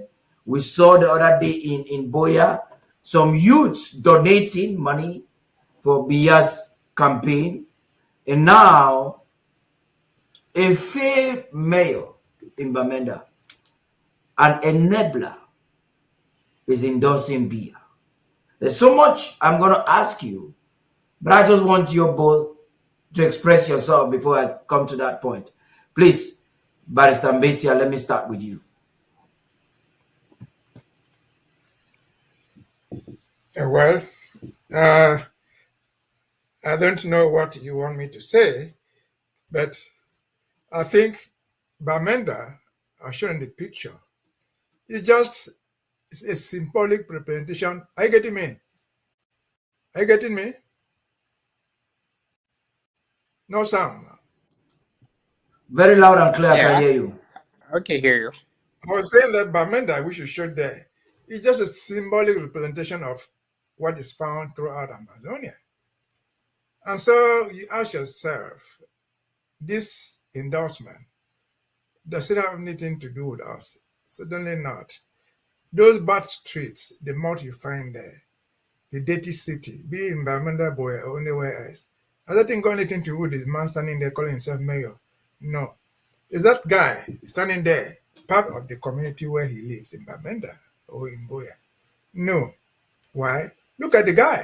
See the way he's dressed in immaculate white from toe to head. Does that represent someone who passes through that mud? Not so. Not the least. He represents a foreigner, a foreign conception implanted in people there. He talked about youth donating money. Do youth donate any money? Again, no. What is happening is stolen money from the treasury being recycled through the young people and calling it donations. And so this was out of reality. Check through all the mayors, not just the one in Bamenda. All of them are driving four-wheel drive vehicles, powerful vehicles that you cannot imagine. They can pass through those potholes. Are those vehicles bought by them? No. Are they even bought by their councils? No. They are sent to them from the Paymaster General. And again, recycle each of them. You find that behind each of those mayors, including the one of Bamenda, is a presidential decree. A presidential decree, directly or indirectly, that has empowered everybody to become a thief in his or her own corner. And so those people don't represent anything. They represent the oppression. They represent those who are the oppressors. They represent nothing but Pobia. They represent nothing but the CPDM, which CPDM or Pobia has no account to render for 50 years. 43 years of presidency. The rest of his life as an active participant in the administration, that has failed. That has failed. We just transitioned from burying our own vice president. And we say we are gone never to return. But as we leave, we wish to tell that people to Cameroon, at least if they still have some sense in their head to emulate, let them emulate Ambazonia. At least in one thing, honor their own heroes. Let them show us where they buried the first president. Let them show us the buried young Omyobe and other ones they pretend to honor as their own heroes. They don't bury their heroes. They are dumped. They are dumped somewhere and forgotten about. Those who try to mourn even for those guys are punished. And so, can they take the cure from us as suggest the truth? Do those mayors, back to the story, have any meaning to us? Absolutely nothing. The only thing they represent us to us is oppression, is theft, is perpetual lying. And so, whether they are campaigning or not, Paul Biya or his ghost or anybody appointed by him will be the next president. And of course, those privileged, like the mayor, will continue to enjoy their privileges. The suffering masses of Bamenda town, which are very shown, of Boya, of Nkambe, of Banso, of Mount Fair, of anywhere else in Ambazonia will continue to bear the brunt. Will continue to be bearing the brunt of the theft, of the graft, because the money they steal is not their money. This Ambazonian money, stolen from them, carted away in buses to Switzerland, used in buying jet planes for their daughters and sons. The mayor, you are not an Ambazonian. You are not part of the suffering masses. Otherwise, you will not be standing there in sparkling white from your shoe to your headgear. You have not tasted mud anywhere. Because if your car drives through that place, your car is sitting in a well-protected car. Not just from the mud, but protected by armored cars. And so, it's unfortunate that we find ourselves doing this way. But again, we are gone. And we say goodbye to them and urge them to emulate Ambazonia in their own country when the time comes. We honor our own heroes, even those who fight for us. They should honor theirs, who even fought in the Marquesal days to save them. Then give us the proper burial. That might add some energy to their youths who are still growing up.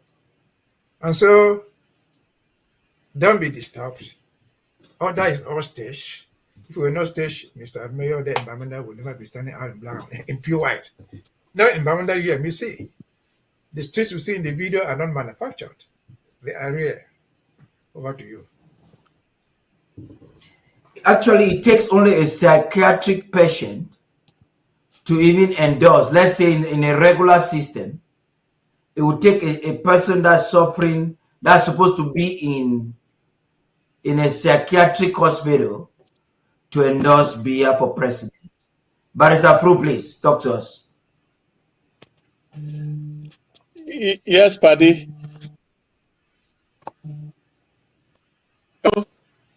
To whom is this Bamenda mayor endorsing Biya?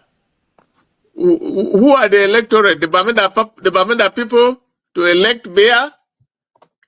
I see Bamenda has become a city where everybody comes to destroy and leaves nothing behind. That man you call the mayor of Bamenda is not even from Bamenda. He's a Meta man from Momo. And I don't know, because Biya could not find any real traitor in Bamenda, so he went and took a Momo man to come and be the mayor of Bamenda. And he's now endorsing him for president. Endorsing him for who to vote? The Bamenda people? I laugh at that. Look at the cities of Bamenda. Look at the way the people live. People are assassinated every day in Bamenda. There's extrajudicial killing every day in Bamenda. Bamenda has become a place where the Biya regime comes to slaughter. They don't care. They don't care about Bamenda. They want to take what they can take out of Bamenda. Nothing to leave nothing back in Bamenda. Bamenda is now their farm. Bamenda is the farm for the military. They are Tanganji boys. The bandits that are running around, let loose by Ayabacho. Bamenda is what it is for everybody to take a bite and leave nothing behind. What will Bamenda people become tomorrow? it's anybody's guess. But I can say this. All these people who are coming to Bamenda and endorsing beer and claiming whatever they are claiming, when Ambazonia will be free, where will they be? Where will they go? They will stay in Bamenda? Bamenda will survive. And the people who are doing this to Bamenda, God help them. I don't have much to say, but to say it's a wasted effort by this Meta man standing in Bamenda and wearing the Cameroun flag. Is he a madman? In Bamenda, nobody wears a Cameroun flag and stands inside Bamenda town. And he has done it. God help him. We know who our enemies are. We are coming after them. Bamenda will stand and they will fly, they will run away. Thank you very much, Paddy.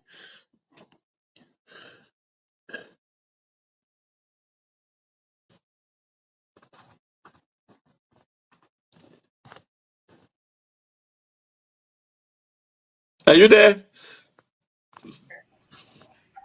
Yeah, Barrister Fru, that was interesting. The Meta man, like you say, that's a lost country Momo man, you know.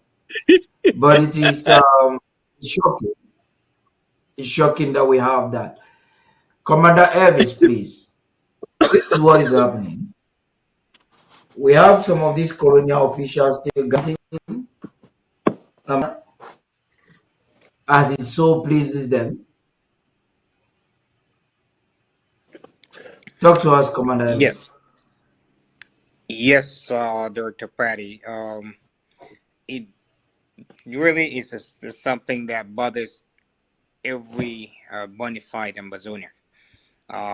Why, some areas still have these hoodlums being able to manipulate and control even some areas. We all know that those are, the people that enable La Republique and her malicious activities in our territory. Our policy, we know, has a transition.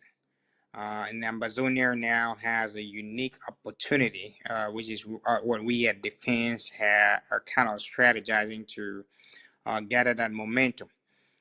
Y'all understand that we have gone through some phases in this revolution where we have had a lot of setbacks.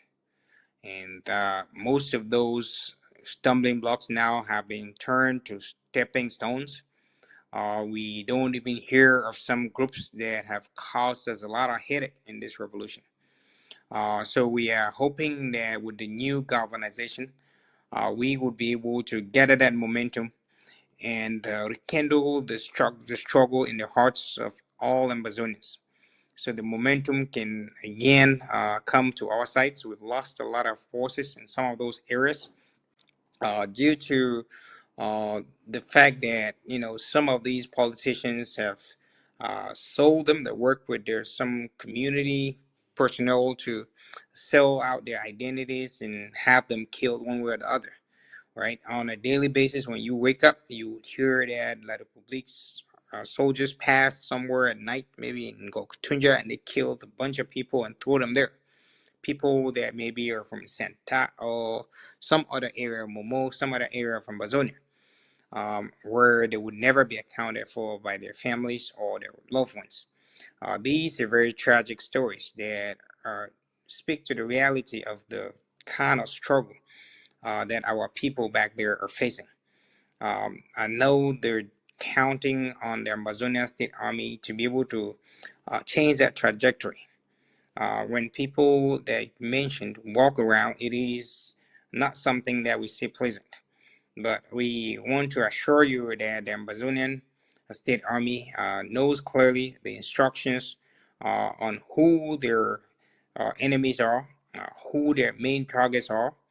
And as you heard Commander Willie earlier in the beginning of the show, he did not miss his words. He made it very clear that they will be, tracked. And that does not stop, even if they do have an opportunity to go out there and shake hands with the population. We would continue to find ways to bring them to book. So these are people that are really at the top of our list when it comes to finding and putting into order or bringing to order those that are bent on making sure that Ambazonia suffers, right? So these politicians, the deals, the governors, the mayors, the senators, none of them are excluded. And now is even the time that search would intensify. The Ambazonian National Self-Defense Council at some point even had bounties on their head. These bounties are meant to make sure that we go after these people. Those bounties are there and they're real.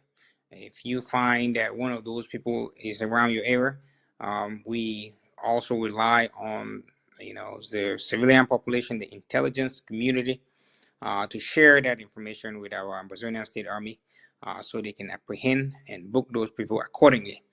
If you know about a situation that just happened in Goktunja recently, right, you can attest from there that that was one clear action that actually was very strategic, because the information came to our Ambazonian State Army due in timely consideration, and they were able to pick up one of such individuals and send them to the land of no return.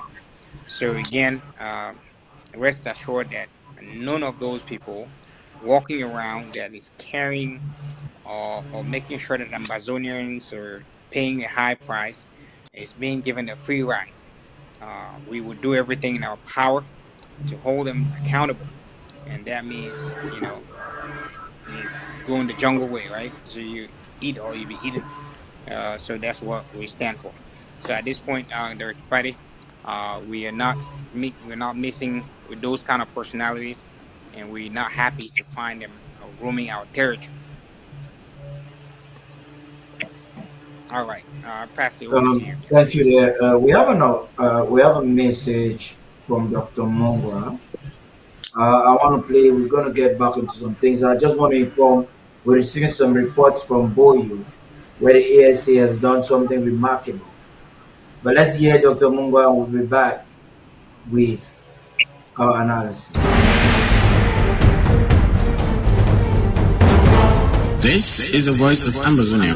Today is Friday, August 8th, 2025. Fellow Ambazonians, greetings from the voice of Ambazonia. Today's editorial title is The Silent Watchers, France, the UN, and the Biya regime, the Ambazonian Truth. When the United Nations signed its May 2025 agreement with Paul Biya's regime to support free and fair elections in Cameroon, it was already making a political choice. The agreement treated the Republic of Cameroon, La République du Cameroun, as if its territorial boundaries were settled and unquestionable. But here is the truth they avoid. There has never been a treaty of union merging our homeland, the former British Southern Cameroons, with La République du Cameroun. In 1961, the UN supervised plebiscite that gave us two options: join Nigeria or join La République. But it never created, signed, or deposited a treaty to legally bind us into one sovereign state. Cameroon entered the UN on 20th September 1960 as a territory granted independence from France. Southern Cameroon was never part of that accession.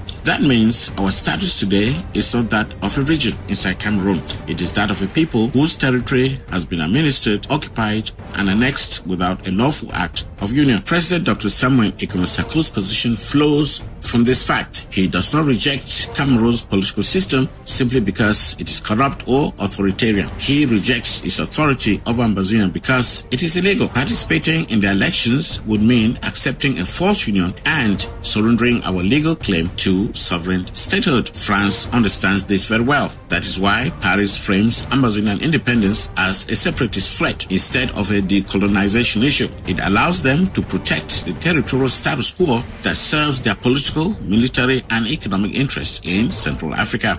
Recognizing the truth of our legal status would mean confronting decades of French-backed annexation. The United Nations also knows this history. It is in their own archives. Yet, in practice, the UN treats Cameroon's borders as settled. This is partly because powerful member states, including France, prefer to keep them that way. So, when the UN supports elections in Yaoundé, it is not neutral. It is endorsing the fiction that Ambazonia is part of Cameroon. This is why we cannot expect international bodies to lead our liberation. They are bound by political realities that make them slow to admit uncomfortable truths. Our path is not to seek reform in the system. It is to insist on our righteous status under international law. We must educate our people and the world. There is no treaty, no lawful merger, and no moral or legal obligation to remain under the rule of La Republique of Cameroon. This has been the voice of Ambazonia. Truth in resistance, clarity in crisis. You see, some of these messages by Tim Mbeseha are very strategic and timely because the people need some form of education, re-education, both in Yaoundé and everywhere. It's a media warfare, it's a psychological warfare, it is a military warfare. And this is quite instrumental at a time when people are still questioning why we are doing what we are doing. Barrister Mbeseha, please. Well, I think what Dr. Mongwa said is absolutely important. That will continue to educate our people. Talking about elections and reminding the United Nations and the world that as case is not a normal situation where we can fix it through elections in the Republic of Cameroon. I remind them once more and emphatically that if we were forced to join this people, the choice was not ours. The choice was imposed on us. And therefore, it was for the United Nations that is now pretending to help organize elections to make sure that whatever process they recommended was carried full-fledged to the end. They did not do it, and the Republic came over and occupied the territory. And Dr. Mongwa reminds them that for all the years they are there, they are occupationists, they are annexationists. They are not there by the voluntary will of Ambazonians. And so, because you cannot face the history that Ambazonia, southern Cameroon, was full-fledged a state in its own right with the government, which government the United Nations helped to dissolve it. And today, they are facing election problem. Our problem is not the elections. Our problem is our status, which status was imposed on us by United Nations, which imposed status by the United Nations was not even followed right to the end because the United Nations neglected it and abandoned the process on the way. The last resolution of the United Nations, if I remember, was on the 21st of April 1961. And since that date, up to today, even when there's war for almost 10 years, the United Nations has gone mute. And they'll be happy. And they are happy to come and assist something in Cameroon called election. And say, well, their problem be solved through the elections. Elections in a territory where we are not legally part of it. Occupation remains occupation, no matter how long it is. And so, Dr. Mongwa has said it many times before, we cannot take part there because if we take part in the elections, we are blessing the occupation. We are no longer resisting because our freedom will come through resistance, not submission. Elections is part of the submissions. Because if you go to vote anybody in that Republic of Cameroon, you are going to be bound by the guy's political. You cannot say, I voted you, you promised this, I cannot deliver it. No. And so that message is important. We've sung this song many more times. Yaoundé has confirmed it themselves that they have been trying to assimilate rather than let us exist. This from them. Not just Yaoundé. Yaoundé is going to confer with France to give account of the assimilation.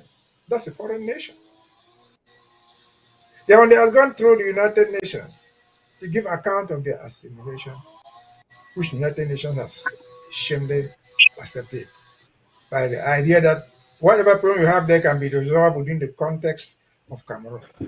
That context of Cameroon, Dr. Mungwa reminds them, is Cameroon as of 1st January 1960. How did we become part of that Cameroon of 1st January 1960? Let them show it in documents. Because the United Nations does not deal with imagination, they deal with documentary evidence. Where is the evidence documented? We have the results of the plebiscite documented somewhere at the United Nations. We have resolution 1608 documented somewhere there.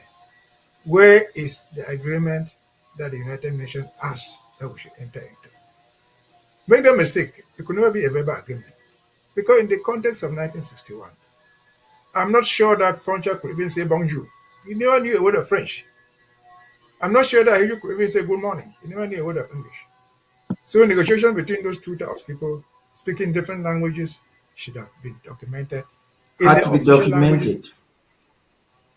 And so, thank Dr. Mongo for reminding us, not reminding us, we already know it, for reminding the United Nations and the world at large that elections, as far as we're concerned, don't solve our problem. Elections, as far as we're concerned, are not don't concern, because elections in Cameroon, not even the Federal Republic of Cameroon, but in Cameroon, as of January 1st, 1960, don't concern us. That's how Cameroon got to United Nations, whose flag is there.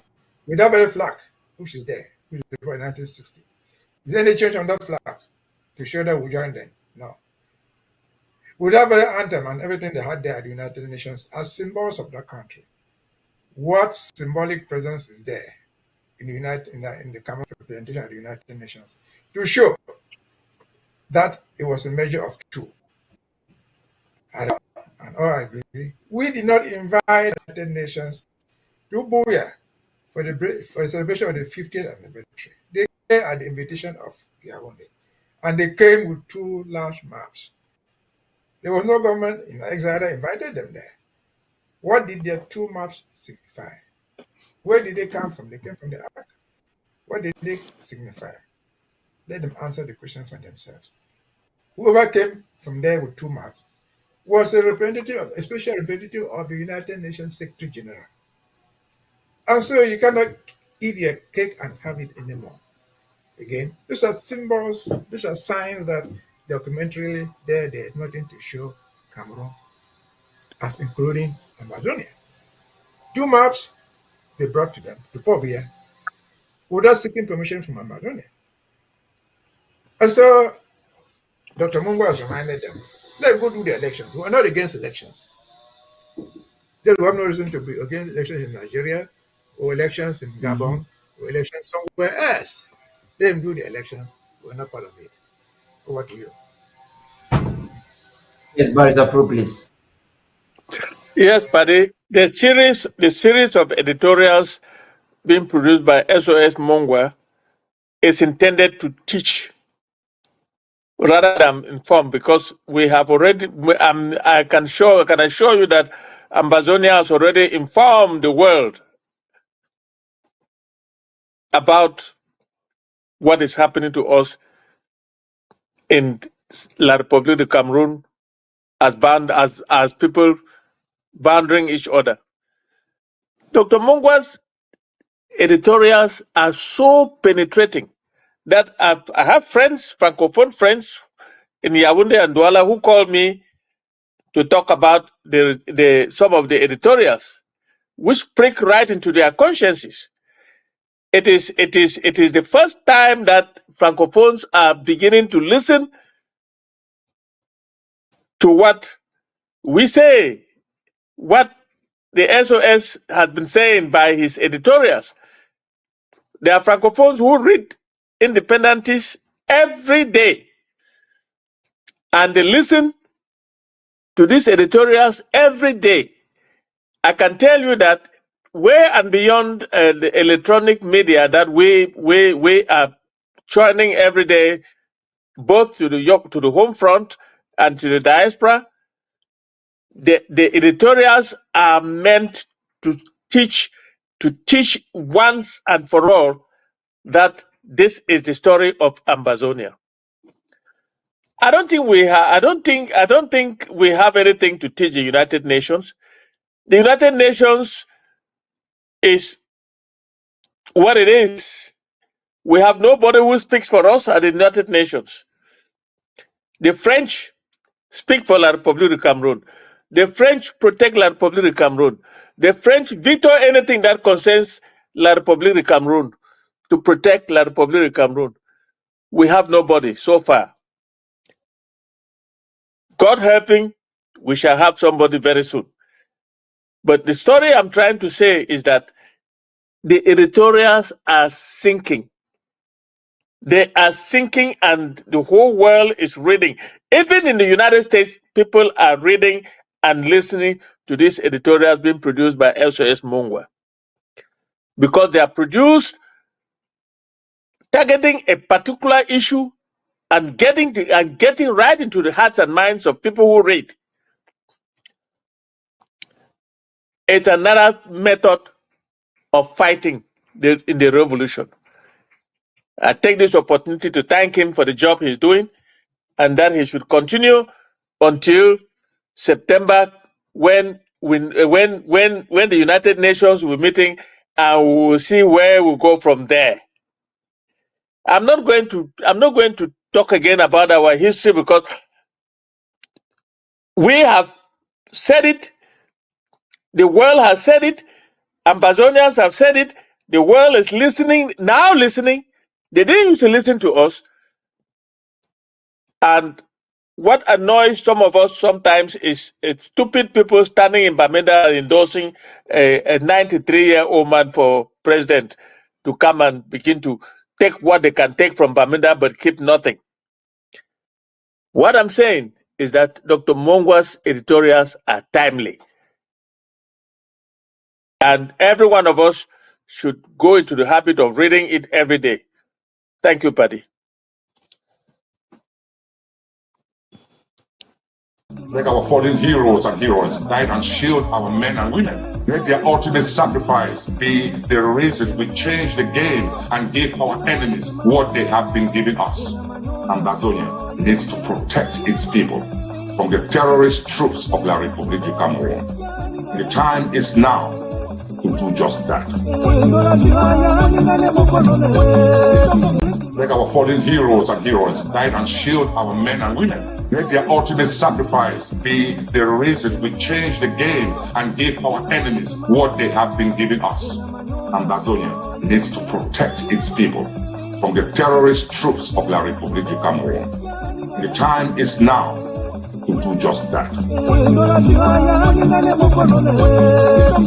Like our fallen heroes and heroines died and shield our men and women. Let their ultimate sacrifice be the reason we change the game and give our enemies what they have been giving us. Ambazonia needs to protect its people from the terrorist troops of La République du Cameroun. The time is now to do just that.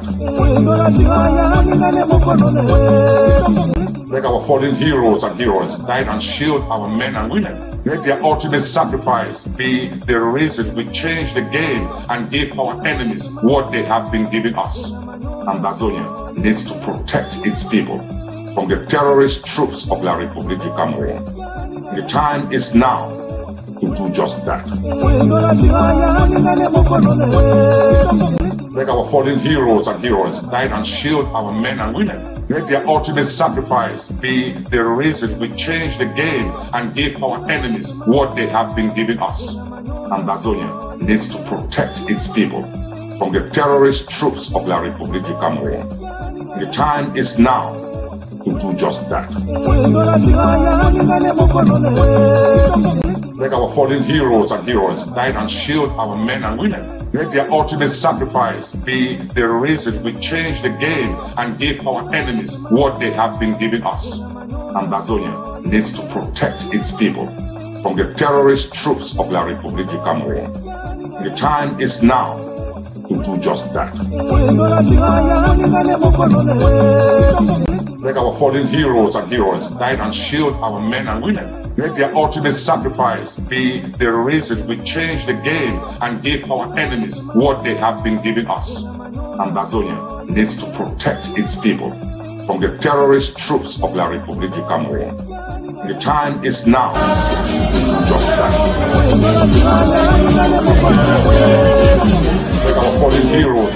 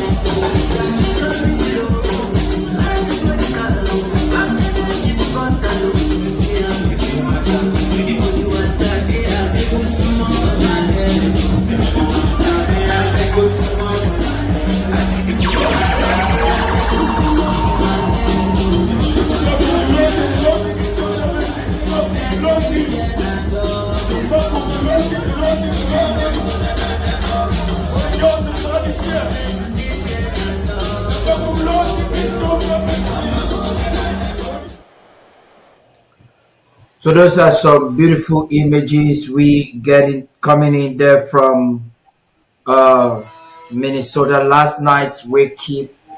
You saw the crowd there. I thought after listening to the both of you, before listening to Commander Elvis, it's important for us to refresh the mind of the mentality of this great man that we're celebrating his passing today. It's very difficult for us to overcome this. That's important at this critical time. I don't want to ask you strategy, Commander Elvis, but you know the weight is on your shoulder. And the Ambazonian fighters will say everything we're saying here today. There is a task that you have ahead, and you have less than 2 months to get ready. Please, Commander Elvis, talk to us. Yes, Commander Elvis, are you there? Yes, yes. I just want to acknowledge that, the task is daunting, but so is the will of the Amazonian people to make sure that we accomplish whatever mission that is set before us. We are at a very critical moment in this revolution, that we have all the tools that we need to finally accomplish our mission. I believe that if some of our great wisdom providers, like VP Ateh, if we stick to their word and we use this opportunity of their demise to call on their spirits, we call on the Ambazonian people to all rise, so that we can finally liberate the Ambazonian people. Their lives were given as a sacrifice for us to attain that goal. And that sacrifice is something, like we say, something must kill a man. You want to be going to the grave knowing that you died for a cause that was greater than yourself. And that is what we stand for. We have the potential, we have the capability, and we are able to attain that goal within the shortest time frame. This starts with us making sure depriving La République of all illegal activities that they want to carry out in our land. The upcoming presidential election sham is another one that we have to deny them access at all costs. Our Amazonian State Army have been clearly instructed. The drafts are ongoing, making sure that they do not only get the instructions, but they also get what they need to accomplish the task that's ahead of them. We have also made sure that the October events that are coming up, that our civilian population, as always, are pretty much safe, so that they can come out in their numbers and celebrate and show to the world that we are committed to, our freedom.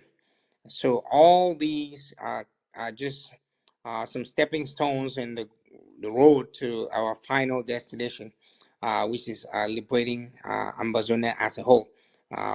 We are confident with this, where our Ambazonian State Army are today. They, as you can see, they've become very sophisticated. They've become very tactical, knowing the terrain. Like you just saw what happened in Boyo this morning, right? Those were 3 Republic terrorists that were clinically deleted this morning, right? That is a call that we make sure that wherever the enemy is in our territory, that they do not have any joy, right? That they're constantly either looking for a way out or looking for a means to surrender. We do not want any comfort for the enemy in our territory, and that applies throughout the territory of Ambazonia. So that task is one that the Ambazonian State Army do understand it clearly, and we're making sure that we rally them the required resources to accomplish the mission. So Ambazonia should rest assured, if you do your part, rest assured that we would not have a long wait. Thank you again, Dr. Paddy, for that opportunity to be able to reassure the Ambazonian people of that great commitment that the Ambazonian State Army do have, an assignment and that they do have in place. Over to you. Amazing. I'm sure there's noise coming from somewhere there. Let's last audio from Dr. Munga, and then we will see if we could connect again with Minnesota, and then we'll call this event or this broadcast to its close. This is the voice of Ambazonia. Truth in resistance, clarity in crisis. Today is Thursday, August 7th, 2025. Fellow Ambazonians, greetings from the voice of Ambazonia. Today's commentary is titled, Disruption is not destruction. It is the birth of a new nation. Across history, true transformation has never come through comfort or compromise. It comes through disruption, a deliberate refusal to accept the status quo. Let's take a moment to look beyond our borders. In the world of business, Steve Jobs disrupted the global market. With Apple, he didn't just improve the phone, he redefined how the world communicates. He broke the rules. He didn't fit in. He stood out, and because of that, he rose to the summit of wealth and influence. In politics, Winston Churchill chose disruption over diplomacy. When Europe was falling to the Nazis and Hitler's Germany seemed unstoppable, Churchill stood alone. He didn't back down.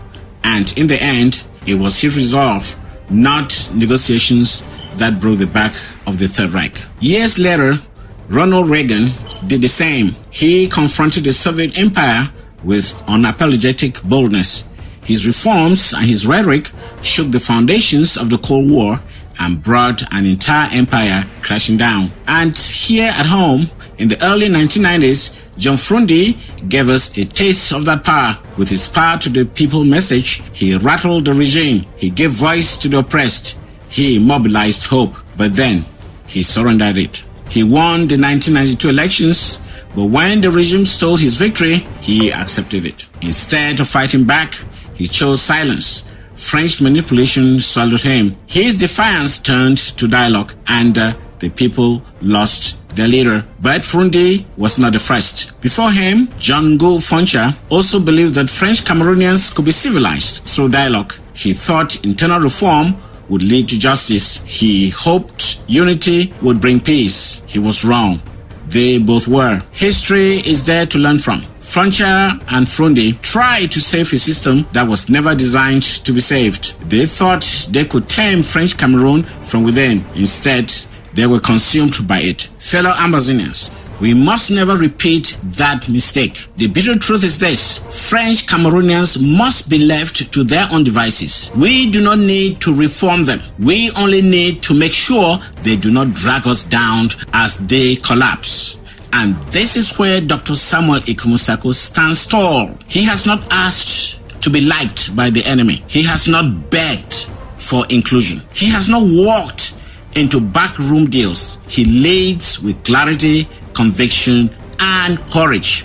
His principle is simple: never go to a gunfight with a knife. Under his leadership, we have rejected every attempt at manipulation. We have said no to secret talks, no to false dialogues, no to any negotiation where Yaoundé appoints our representatives. Because we are not seeking assimilation, we are seeking emancipation. This is not about land. It is about dignity. It is not about power. It is about freedom. It is not about reforming a rotten system. It is about reclaiming our stolen nation. Let it be known far and wide: disruption is not destruction. It is construction. We are not rebels. We are not beggars. We are not French Cameroonians. We are Ambazonians. And this time, we will not be swallowed. We have learned, we have risen, and we will endure. This has been the voice of Ambazonia. Truth in resistance, clarity in crisis. Thank you for listening. Stay safe, stay vigilant.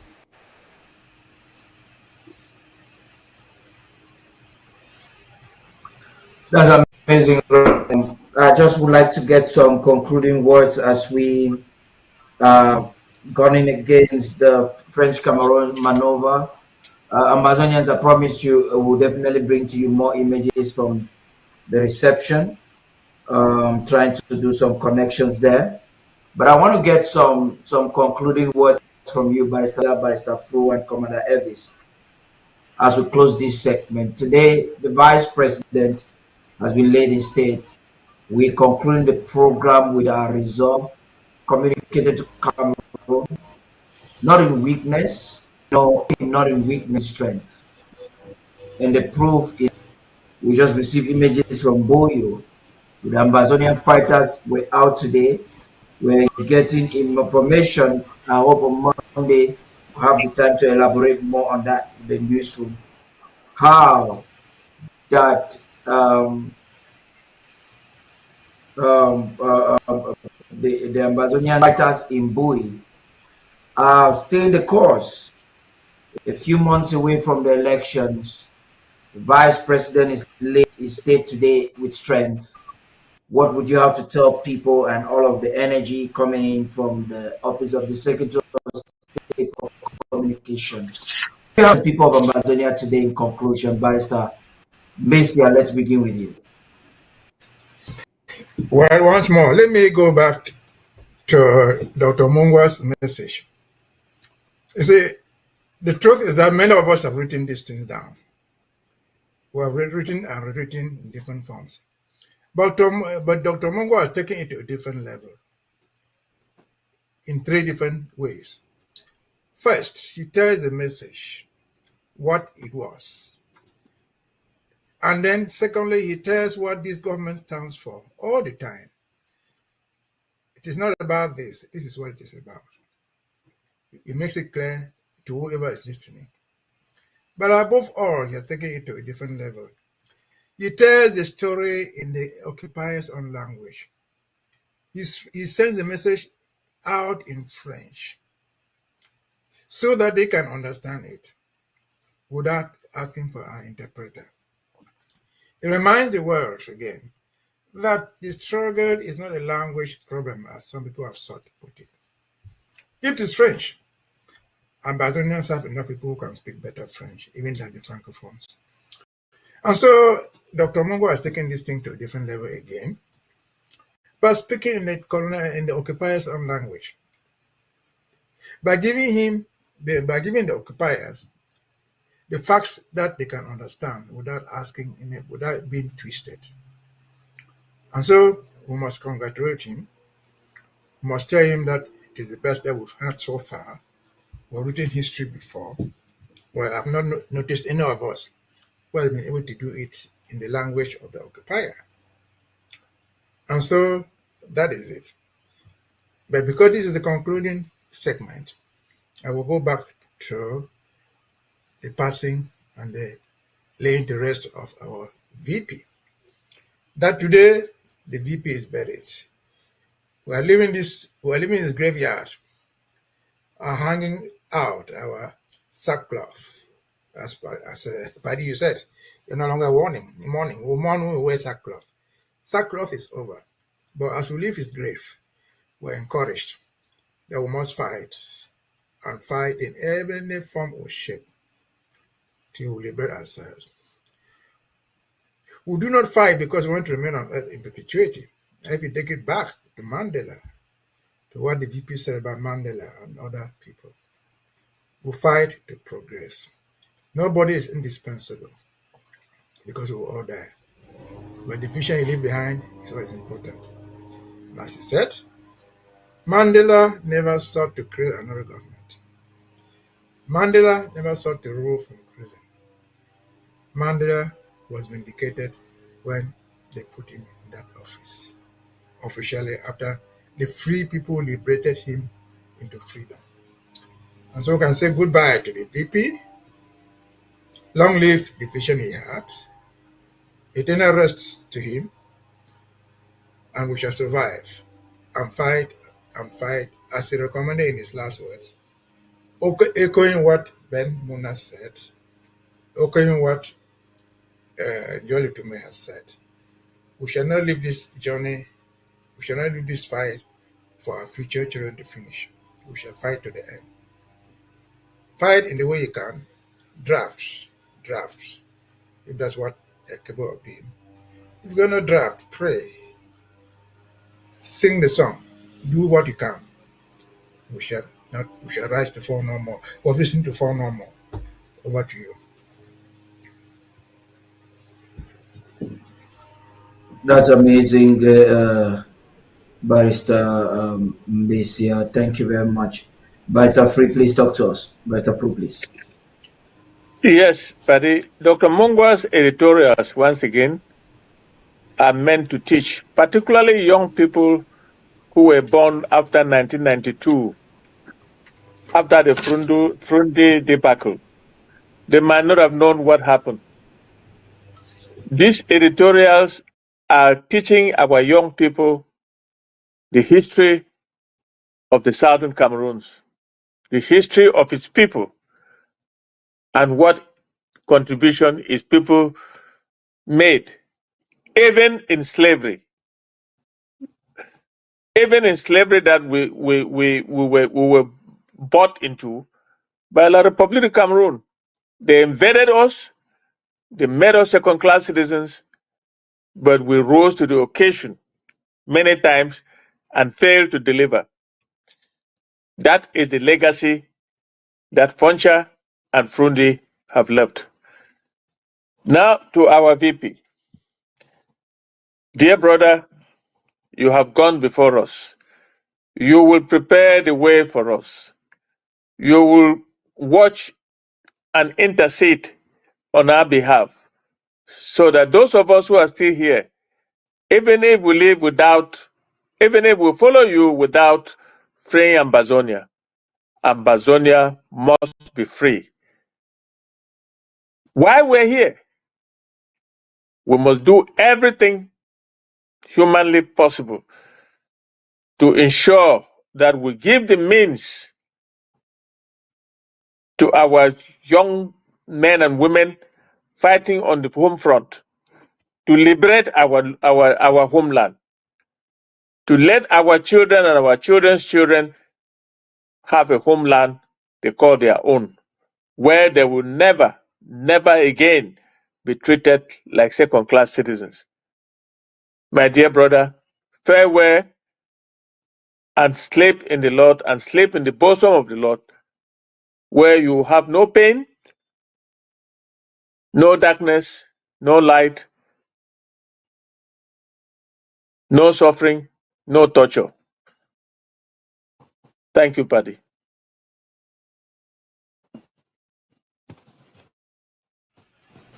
That's amazing right there. Commander Elvis, please.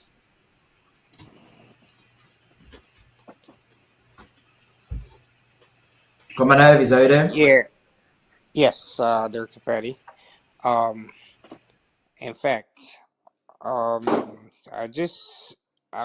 heard Dr. Munger, and again, it's a very great educative piece, like barristers have said. He teaches not only the youth, but he also, makes sure that we are all grounded in our history. And he gives us a roadmap on how to what our next steps are. This battle is being fought in so many domains, making sure that the enemy also understands. Because sometimes you could support something because you were taught wrong. And if we teach them right and they understand our history, where we come from, they could understand our plight.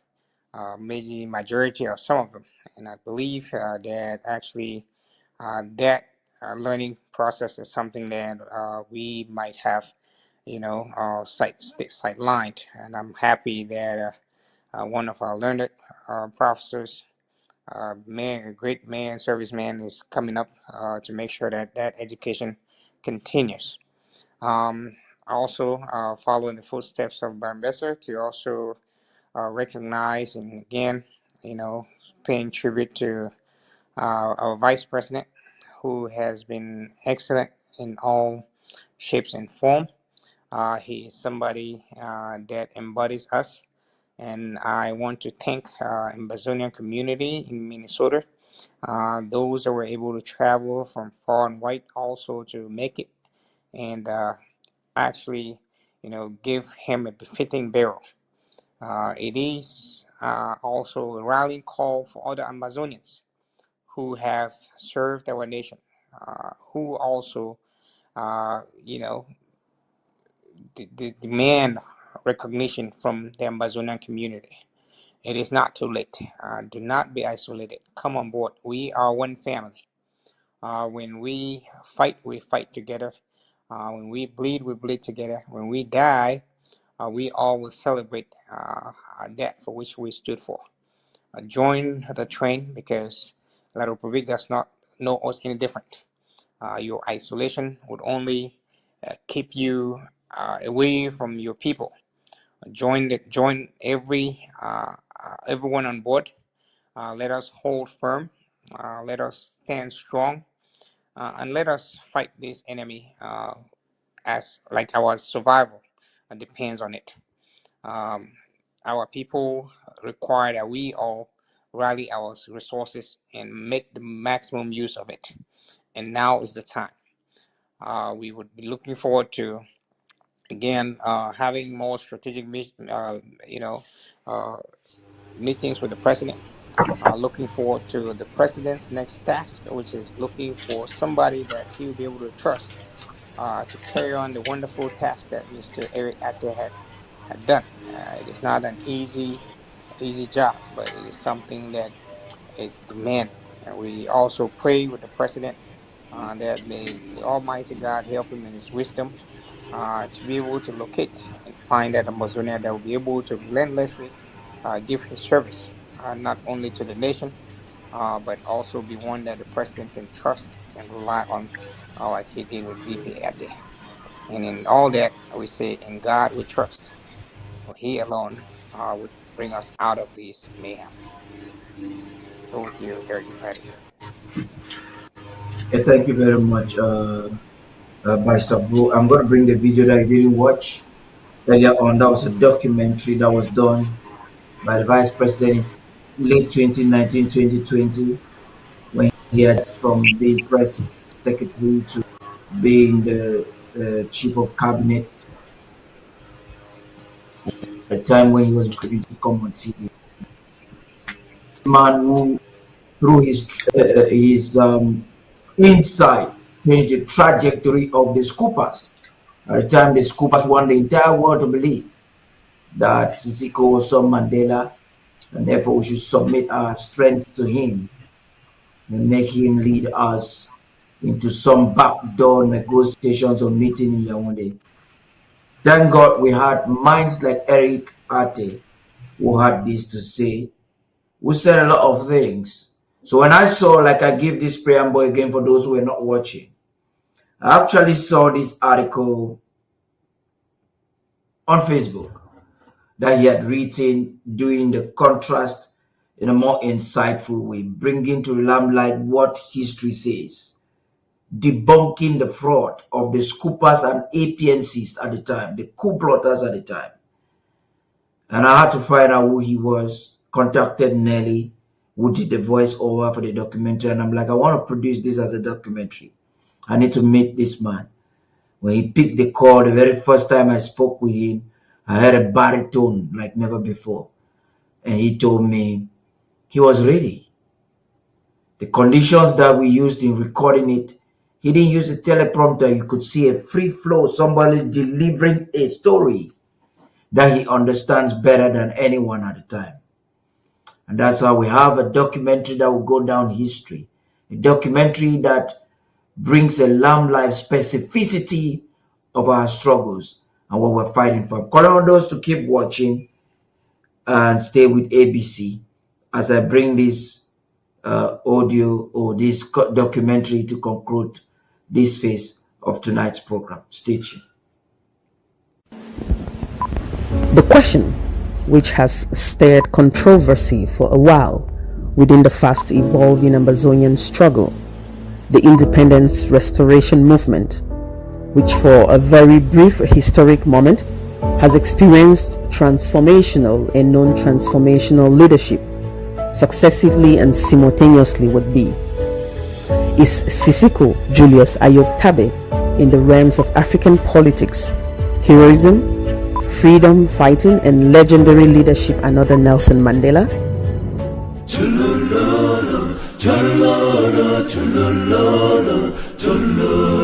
Nelson Rolihlahla Mandela began his life herding sheep and cattle in the rolling hills of South Africa's Eastern Cape. In his autobiography, part of which was written secretly while in prison, Mandela wrote, "I was not born with a hunger to be free. I was born free. Free in every way that I could know. Free to run in the fields near my mother's hut. Free to swim in the clear stream that ran through my village. Free to roast mealies under the stars and ride the broad backs of slow-moving bulls. It was only when I began to learn that my boyhood freedom was an illusion, when I discovered as a young man that my freedom had already been taken from me, that I began to hunger for it." When I went to school, the lady teacher, Miss Mdingane, asked, "What is your name?" I told her my African name, Rolihlahla. She says, "No, I don't want that one. You must have a Christian name." So I say, "No, I don't have one." She says, from today, you're going to be Nelson. So henceforth, he would be known to the world as Nelson Mandela. As the son of a chief, Nelson Mandela had access to the best education available to black people in South Africa at the time. Studying at Fort Hare University, where he first became involved in student protest, his refusal to accept injustice, unfairness, and inequality would last a lifetime. South Africa, 1941. In his early 20s, Nelson Mandela moved to Johannesburg, where he first encountered the racial discrimination that would later become entrenched in law by the apartheid government. Working on the mines and later as a clerk in a law firm, Mandela pursued his law studies and joined the African National Congress, the oldest black political organization in South Africa. It was when I came into the African National Congress that I realized that causes are only a part of the African people. That the task of the ANC was to unite the African people and out of them build a nation. When it became clear that all means of peaceful negotiation had been exhausted, Mandela went underground to lead the armed struggle. We have made it very clear in our policy that South Africa is a country of many races. There is room for all the various races in this country. There are many people who feel that it is useless and futile for us to continue talking peace and non-violence against a government whose reply is only savage attacks on an unarmed and defenseless people. Key government installations were targeted for sabotage. Mandela became known as the Black Pimpernel. In 1962, Mandela was captured, charged with leaving the country illegally, and sentenced to imprisonment for 5 years. Shortly afterwards, his ANC comrades were captured with evidence which incriminated Mandela. He returned to court for the Rivonia trial, where he and 8 others faced a possible death penalty. The very speech which was made by Nelson consolidated the spirit of the people outside, because it was a defiant spirit. I have fought against white domination, and I have fought against black domination. I have cherished the idea of a democratic and free society in which all persons live together in harmony and with equal opportunity. It is an ideal which I hope to live for and to achieve. But if needs be, it is an ideal for which I am prepared to die. The Director of Cabinet at the Office of the President of the Federal Republic of Ambazonia, Eric Ateh, with an understanding of the methods of historical inquiry, including how evidence is used rigorously to make historical claims and discern how and why contrasting arguments and interpretations of the past have been constructed, brings an assessment of the objective status of this particular instance of knowledge to be judged, not by some atemporal comparison with given facts, but by a historical investigation in the place of that instance of knowledge being considered. The very speech which was made by Nelson consolidated the spirit of the people outside, because it was a defiant spirit. I have fought against white domination, and I have fought against black domination. I have cherished the idea of a democratic and free society in which all persons live together in harmony and with equal opportunity. It is an ideal which I hope to live for and to achieve. But if needs be, it is an ideal for which I am prepared to die. People of Ambazonia, I hear people come up with this distortion of history that Mandela wrote from jail. I must say, it is laughable because in the first place, South African blacks were fighting for equal rights within their country, while the present-day Ambazonia is fighting for self-determination and to actualize its restored independence. Mandela was the president of the Youth League of the ANC when he was condemned to life imprisonment. He was not the president of the ANC. This fact should be noted. Oliver Tambo was the president of the ANC and was on exile in prison. He led the struggle for over 20 years while Mandela could only speak to his wife through a hole in a caged glass cell for over 20 years. When Mandela became the symbol of resistance due to his long stay in prison, the world joined his people to protest for his release. You must know that Mandela earned the sympathy and respect of his people because he did not try to usurp power from the free South Africans fighting for him and his people. Mandela remained loved because he did not divide South Africans with the creation of another ANC in jail. Mandela did not send conflicting correspondences from his prison cell to the international community, countering what the free leadership of the ANC sent out. Mandela did not open himself to be used by those who wanted to cause confusion amongst his people by meeting with them, our enemies, La Republique, after the free leadership had already stood their ground in matters like ceasefire, which was being debated. After the Honorable Mandela had earned the love and admiration of his people, he continued being honorable with his actions. He told his jailers that only free men can negotiate. He asked them to leave the ban on the ANC so his president Oliver Tambo can come back home.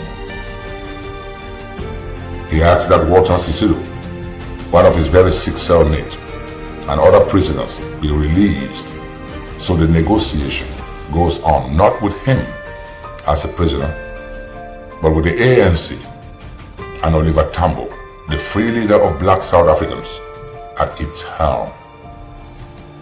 Oliver Tambo flew back to South Africa after more than 35 years in exile as the president of the ANC. He was received by Mandela himself at the airport. Mandela, who went to jail with the title of president of the Youth League of the ANC, had long been replaced by a number of successful people. Mandela was an ordinary man, but he was not without power. His behavior while in jail had earned him the respect of all black South Africans and sympathizers all over the world. Unlike what we see today in our struggle with our captured prisoners. Exile and a long fight for freedom had left Oliver Tambo fatigued, and because of that, an emergency meeting of the ANC was convened and Mandela was voted not as president of the ANC, but as vice president, so he could lead the ANC to negotiations with the white minority government of South Africa.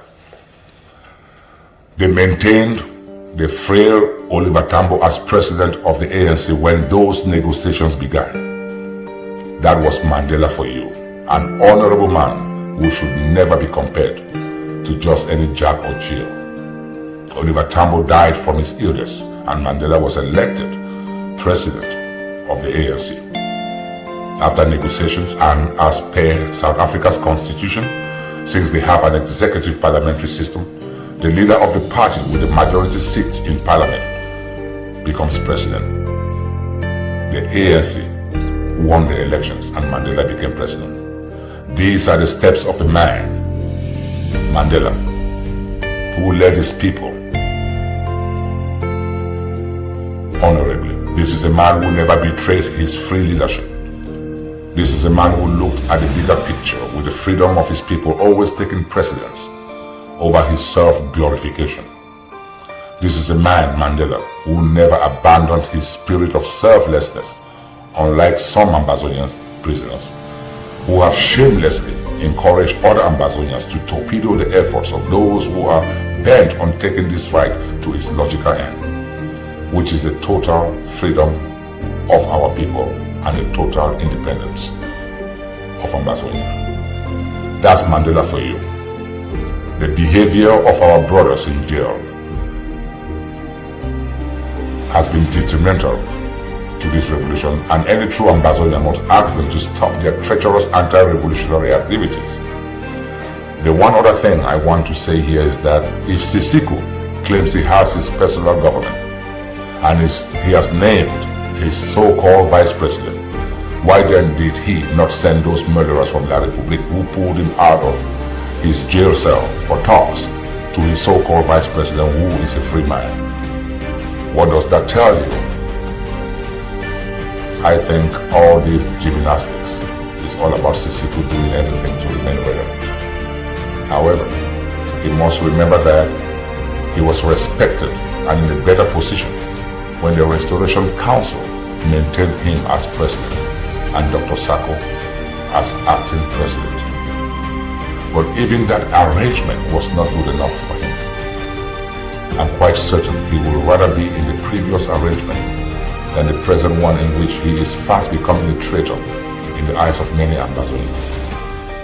Mandela was loved not because he projected dominance, but because he inspired his people with his respect for the free leadership in their effort to free his people, his country. And he did everything not to split his people.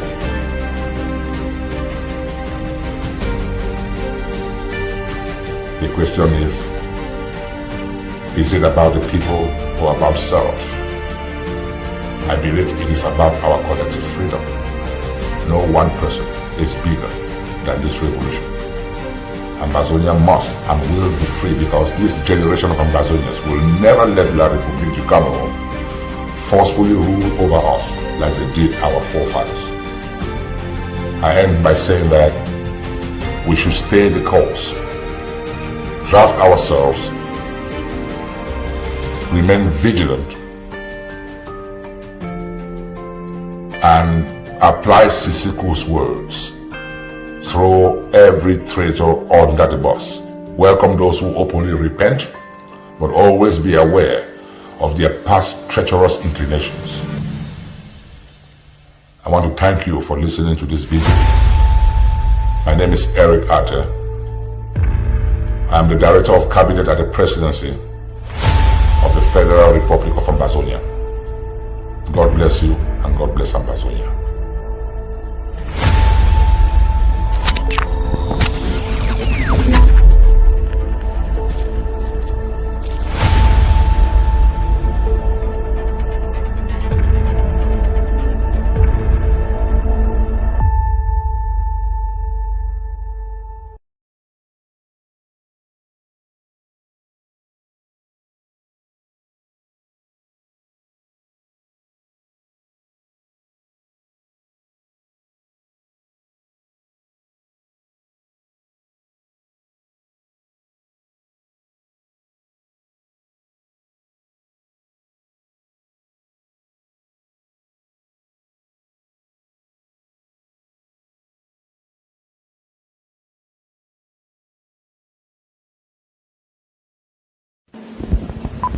The question, which has stirred controversy for a while within the fast-evolving Ambazonian, Fight and shield our men and women. Let their ultimate sacrifice be the reason we change the game and give our enemies what they have been giving us. Ambazonia needs to protect its people from the terrorist troops of La République du Cameroun. The time is now to do just that.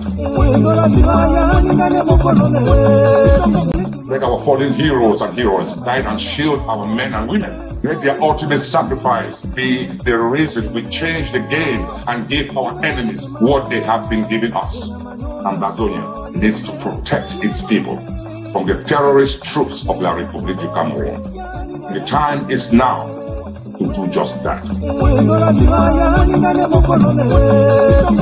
Let our fallen heroes and heroines guide and shield our men and women. Let their ultimate sacrifice be the reason we change the game and give our enemies what they have been giving us. Ambazonia needs to protect its people from the terrorist troops of La République du Cameroun. The time is now to do just that. Let our fallen heroes and heroines guide and shield our men and women. Let their ultimate sacrifice be the reason we change the game and give our enemies what they have been giving us. Ambazonia needs to protect its people from the terrorist troops of La République du Cameroun. The time is now to do just that. Let our fallen heroes and heroines guide and shield our men and women. Let their ultimate sacrifice be the reason we change the game and give our enemies what they have been giving us. Ambazonia needs to protect its people from the terrorist troops of La République du Cameroun. The time is now to do just that.